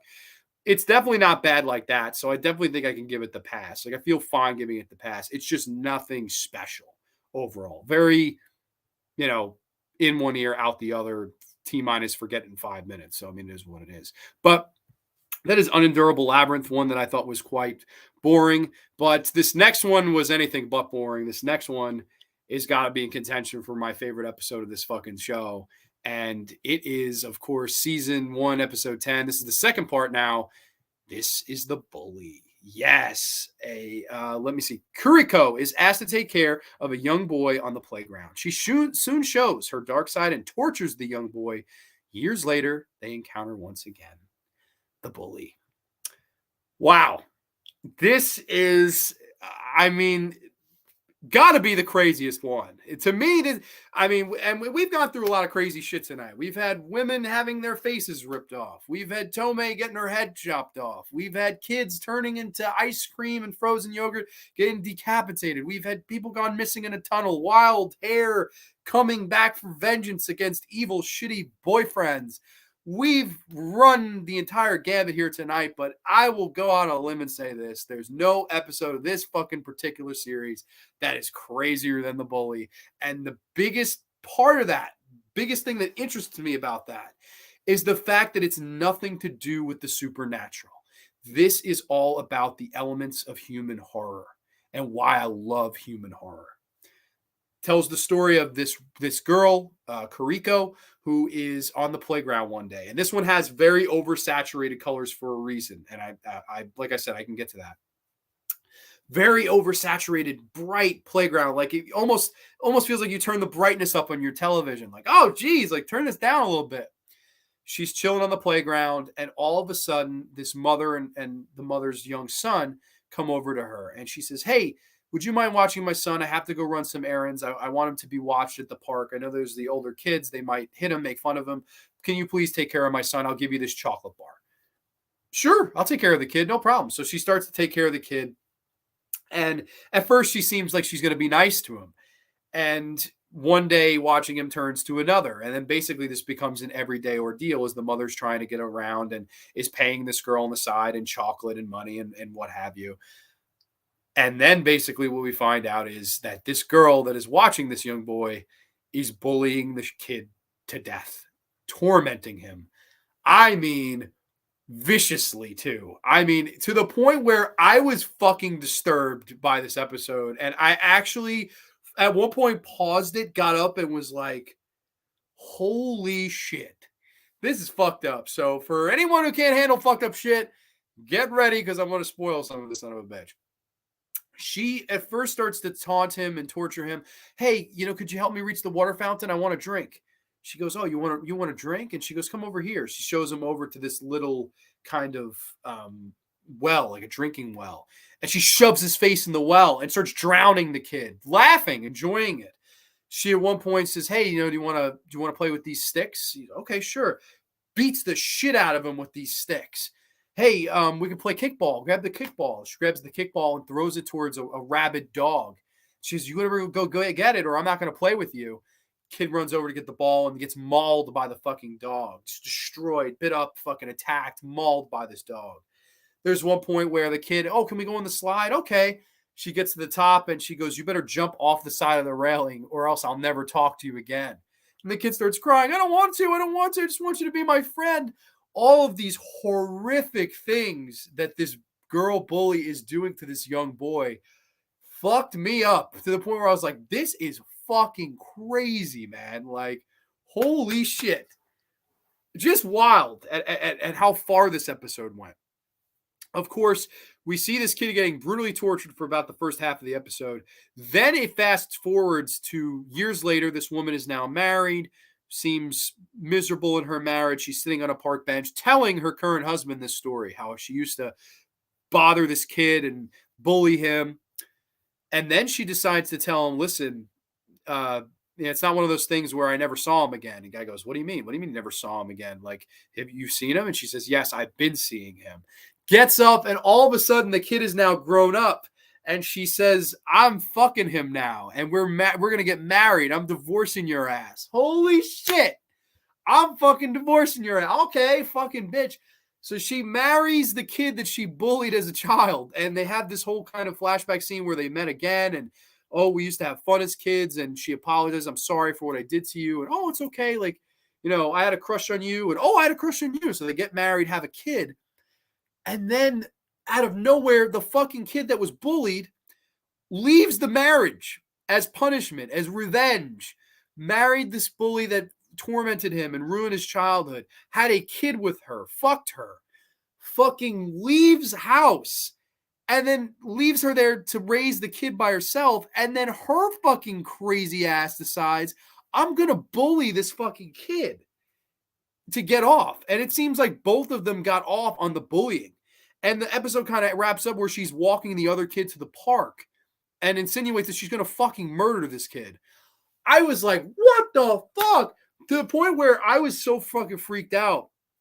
My mom was like making dinner or something in the room. She's like, what the fuck are you watching? Like, you just hear like this child screaming, like, oh, fuck. You know, my mom was like, what the hell? I'm like, yo, I don't know. This is a fucked up episode, man, but in the best of ways, because it's about the human horrors of bullying, right? And we've seen bullying done 100 times, but how many fucking bullied kids went on to marry, fuck, breed, and then leave their fucking bully for revenge? Just all for a big fuck you for what you did for me in my childhood. That is deeper than deep. That is the deepest of deep, and that is something that fucking fucked me up. And I thought this episode was an S tier just because of it. The Bully, absolute slam dunk S fucking tier episode. The most fucked up episode of the show, bar none, and one of my absolute favorites. I just thought this was a brilliant episode of horror television, and I couldn't wait to rewatch it for show prep. I thought it was great. ATG Nap Podcast is in the house. Cool shirt, Grande. Thank you, sir. Nice American family that didn't want to kill, but they didn't want to die. One of my favorite tagline of all time. Love the Hills Have Eyes. Welcome, my friend. Hope all is well. Yeah. This, like, to a point where I was like, what in the fuck? Like, that is because we've seen, we've seen it 100 times, seen bullying. How many times do we do bullying? This did something new with it, and I thought it was really good. I would love to see somehow a movie of this. If they could fucking do that. I would love to see a movie of this, because The Bully was tremendous. I was bullied as a kid, boys and girls. Female bullies were always far worse. Oh, man, I'm sorry to hear you were bullied. That's terrible. And to be honest, the female bully in this episode is quite bad. But it begs the question, is what he did even crazier? I actually don't think so. Like, psychologically, it's crazier, but to fucking beat a kid, drown a kid, throw a ball to a wild dog, and have the kid get fucking mauled. Like, I was sitting there like, whoa, like, this is, like, you don't do this shit, man. Like, to the point where I was like, wow, this is disturbing. Like, it didn't even disturb me. So it goes to show you're never too, at least I'm never too desensitized to this shit. And The Bully was one of the last great episodes to me of this show. But moving on, we have, of course, 2 more full episodes, 4 more shorts. This is season 1, episode 11. This is The Back Alley. A young man moves back into a boarding house next to an enclosed alley, which may or may not be haunted.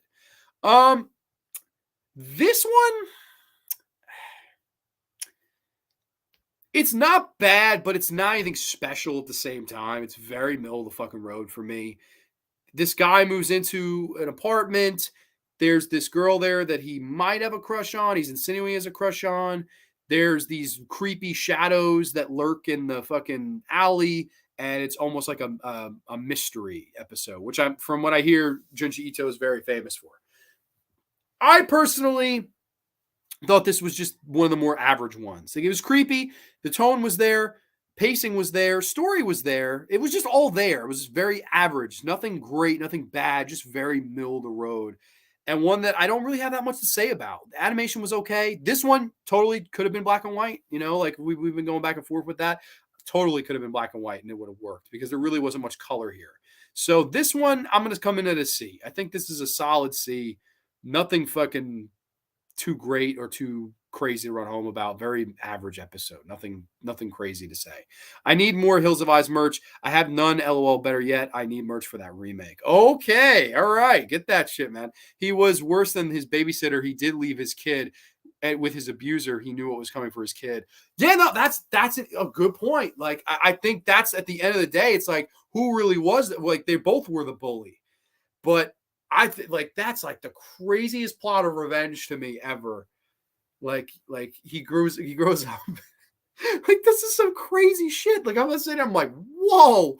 Like, I never saw this coming. Like, it was just really, like, quick how it all played out. And yeah, you're right. He batted his own son. And at the end of the episode, she's fucking dressed up like Harley Quinn or something. And she's like, we're going to go to the park and have fun. And he's like, Mom, it's really dark outside. Are you sure? And she's like, oh, I need it to be dark outside, honey. Like insinuating that she's going to murder her own son just to get off to the bullying. It's really scary and deep. Like, I think even people could think deeper and to go like, what is the psychology of a bully? Does a bully need this to get off? I don't know. I thought this was the bully was a great one. I really liked it. That's a lot of determination to get back at somebody. Yeah, exactly. Like that's like to fuck them, to have a kid with them, to marry them, and then to fuck them over and leave. That's like the ultimate revenge plot to me. But like, I don't know. I thought that was like morbid and fucking evil. And I don't know. It's just like one of those episodes where I was like blown away by it. I thought that was a great one. And like I said as well, the color, oversaturating the colors, I thought was really, really fun there. But I'm sorry, yeah, the back alley, very middle of the road episode. Next one, though, I think is a little bit better than that. The next episode, season 1, episode 11, part 2, Headless Statue. A young man an art teacher known for his headless sculptures is found murdered with no head. This one visually was fantastic. I really liked the color palette used in this episode. And it tells the story of this school artist who he's making all these wonderful, famous sculptures. And of course, the only thing he's holding back with is the head. He's not sculpting a head on any of them. Why? He's just saying, oh, I just feel like it's pretentious. Have you ever seen, he mentions the Edgar Munch, the Scream. He says, oh, do you ever notice any of their faces smiling? They're always monotone. So he says, fuck the head. We don't need the head. The next day, he's found in the school without a head. And basically what has happened is his statues and sculptures have come to life and want heads. It's almost like somewhere where Al Snow, the former pro wrestler, wrote this episode. What does everybody want? Head. What does everybody need? Head. Head. Fucking Al Snow. If anyone knows the Al Snow reference, shout out to Al Snow, because Al Snow was great. And fucking this one I thought was just quite fun with his color palette and batshit craziness. Fucking girls running in there getting decapitated, and the headless statues literally fighting over the heads to put on themselves. I thought it was fun. It was almost like seeing seagulls fight over French fries or something. Like I thought that was fun. The color palette of like just really vibrant, colorful reds. That's like the main color used here. It's my favorite color in the world. If you can't tell, the tag here, the Hills of Ice shirt here, red is my favorite color in the whole wide world. I love the usage of the color red here, and some of the imagery here of hands reaching out of the doors, trying to reach these girls and grab their heads. I thought this was fun, and all in the good fun of getting some head. I like this one. I thought this was like one of the more fun episodes, like a turn your brain off episode. Just enjoy the shit on the screen. It's fairly quick. It's fairly short, and I think it's far more memorable than the back alley episode that came before it. Oh man, now where would I rank this one? I'd come somewhere between an A or a B. I'm gonna go A because it was fun. It was way more fun than a lot of them. I think this was one of the more fun episodes. So I'm gonna go that the headless sculpture is gonna be a solid A. Let's see. Yeah, that's it. Give me head. What does everybody want? Head. What does everybody need? Head. Gotta love it. So that is the head episode, the headless statue. I really liked that one. On to our last two segments, our last full episode here, of course, as we will come to wrapping this up after these two. This is season 1, episode 12, part 1, The Whispering Woman. A mysterious woman calmly takes on the job of helping a hysterical girl unable to make decisions on her own. Wow. Now, this was a perfect episode to me for the finale. Like, to me, this should have been the second segment of this episode, too. I think they ordered these poorly wrong because the segment that follows this is quite bad. You know what? I'll go ahead and do this. The fucking last segment is an F. Soichi's beloved pet, which is Soichi family adopts a pet cat. It's the second worst episode of this. I don't even want to talk about it. Basically, it's a comedy episode where Soichi gets a cat. Things run amok in the fucking house, and it's a bunch of nonsense. It's a fucking F. I hate it with a passion. I hated both Soichi episodes, and I hated most of the comedy episodes in this. Just a total F. So let's end on something better. Let's end it right with The Whispering Woman, because this was a great one. I thought this was great. as it tells the story of this woman who is sort of a social worker, in some vein, or somebody that can help you, help someone that's disturbed, whether you're mentally challenged or autistic. In this particular episode, she's helping a woman who has mental problems. Now, she's not slow, the woman, she's not mentally challenged, but she has this awful like indecisiveness where they show you her in the real world before this woman gets there. And what do I should I eat this? Should I eat that? Should I use a fork? Should I use a knife? Should I use a spoon? She can't decide anything. She's like the most indecisive woman, and she's very paranoid and crazy, anxiety, all this shit. So I don't know what the exact title you'd give to what disease the girl has, but she's not all there. The lights are on. Maybe not everybody's home though. This fucking girl comes, a social worker, and all of a sudden it's like overnight she fixes her, and she does it by just whispering to her. We don't hear exactly what she's telling her, but she's able to make decisions. She's showing improvement, and her rich father is astounded. My daughter's had these problems her whole life, and now we found the solution. We found the answer, and it's this wonderful woman who's been gifted to us from above. And he thanks her and pays her more, and says, God bless you, I appreciate this, like, you don't know how much this means to me. You've changed her life for the better. You really are amazing. And she says, oh, it's no big deal. It's my job. It's what I do. She's very humble about it. And we get the idea that there may be some things going around and behind closed doors that we're not seeing or not hearing through the whispers. Right off the bat, it's making you speculate. It's making you wonder, wait a minute, what's going on here? What is really going down here? And I remember when I first watched it, I had 100 different ideas in my head, and not any of them were close to what was really going on. So I really liked that. So I will say this, if you haven't seen these, if you feel free to tune me out, because this one is definitely a spoiler, a big spoiler that I don't want to ruin for you if you want to watch the episode. So basically, spoiler alert, you learn that at home, this social worker is being abused by not her husband, but her like boyfriend-esque guy. This guy's kind of mooching off her, living on the land. He doesn't work. He's unemployed. He's a drunk, and he's using her and abusing her. And to the point where she shows up at work with bruises and cuts and scrapes.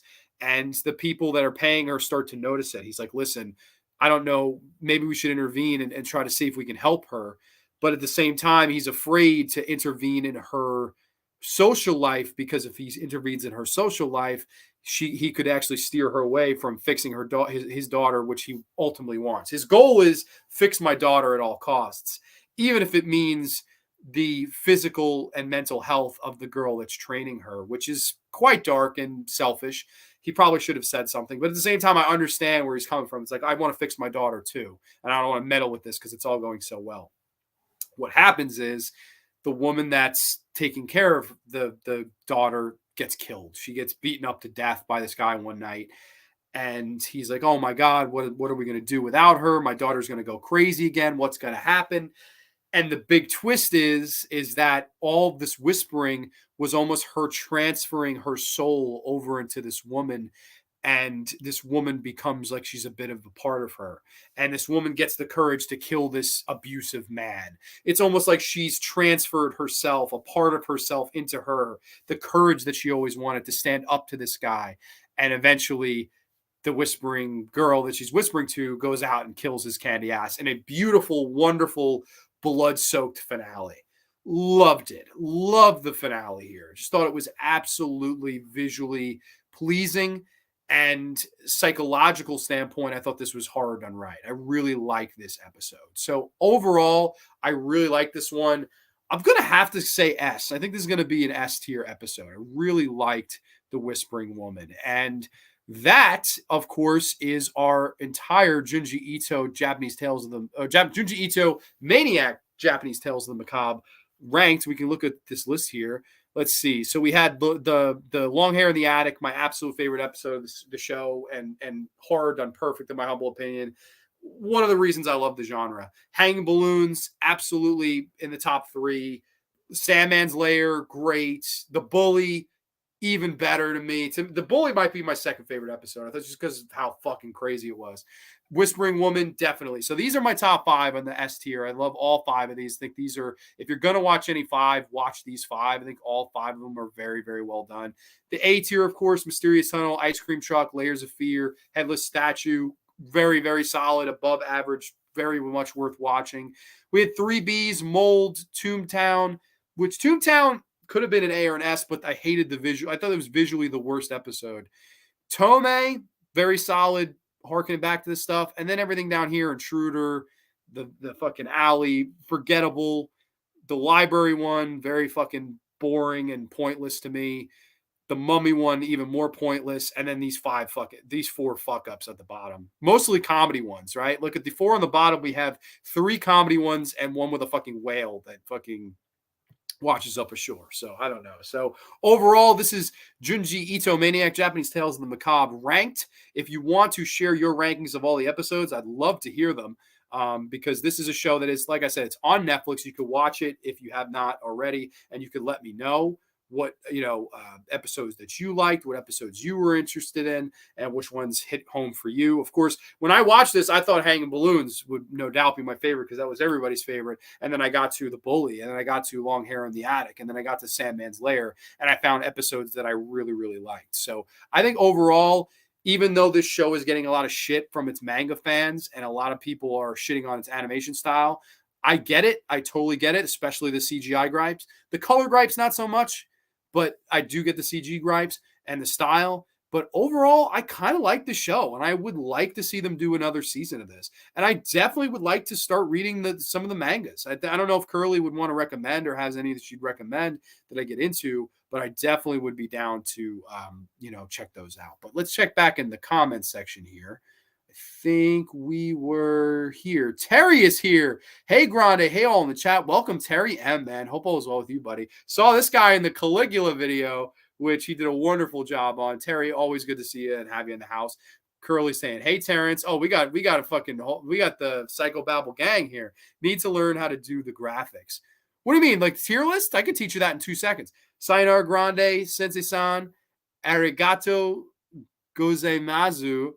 Oh my God, I'm not even going to try that last word. But okay, well, Brian, thank you so much for checking out the show tonight. Miss C is hitting the road. Bye, everybody. Have an awesome night. Thank you so much, Miss C. 99. T King, absolutely.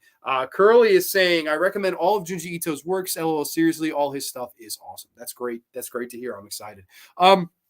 So to quickly promote, Curly is going to come on the 23rd.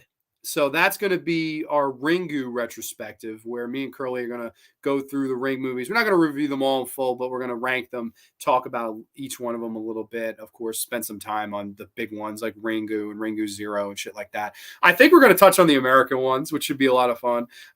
Definitely a lot of Ring content to be watching for myself. That's going to be on the 23rd. I believe she said that day was good for her. So definitely excited about that. And next week, I had planned a Spanish horror special. And right now, that's probably what I'm leaning towards. However, we'll see. Things could happen. I'm starting a new job soon, so that could change the schedule. I just kind of have to play it by ear. But for now, I have me and Curly booked in on that date unless anything changes. That's the week I start my new job. So the pressure will be on. Hey, King, goodbye, Grande, teacher, Mr. Thanks for your good time. Good night. That's the translation, Grande. Okay, very cool. Thank you, man. Well, I'm glad you had a good time. Can't wait. Curly, I'm so excited to have you on. Mateo saying, hell yeah, man. Rock on, my friend. Have a great, great weekend. 23rd is going to be outstanding. Clash of the Titans. The Teen Titans, baby. Congrats on the new job. Yeah, no, man. Thank you. Appreciate that. I think we wasn't looking for too long, but it's been a crazy last month. So I'm happy to be starting something new. I'm nervous as fuck, but I'm also, definitely excited to get back into a routine and stuff like that. But everybody, like I said, if you have watched Japanese Tales of the Macabre, Junji Ito, Maniac, definitely let me know down below if you're catching the replay of this, which ones are your favorites, which ones were your least favorites. If you disagree that I'm crazy for wanting color in the episodes, you can let me know. Just try to be as respectful as humanly possible. That's always nice to hear from you guys. Congratulations on the new job, right? Thank you, man. I appreciate that. I got drug tested today for the first time ever in my life, and I know that I'm clean as can be because I've never done a drug in my life. So cheers to that. But no, I'm definitely I'm nervous, but I'm excited. I start the 20th, so that'll be my first week, first graveyard at a new job, and Curly will be in the house, so taking a little bit of the pressure off me. But I'm super excited for that. But yeah, no, for right now, Spanish horror special is planned for next week. If all else stays the same, Kubrick Glover. I guess that's a perfect outro, right? We will catch you next time. 2 Sweet Peas only on the graveyard. Good night, everybody. Too sweet peace, and we'll catch you next time.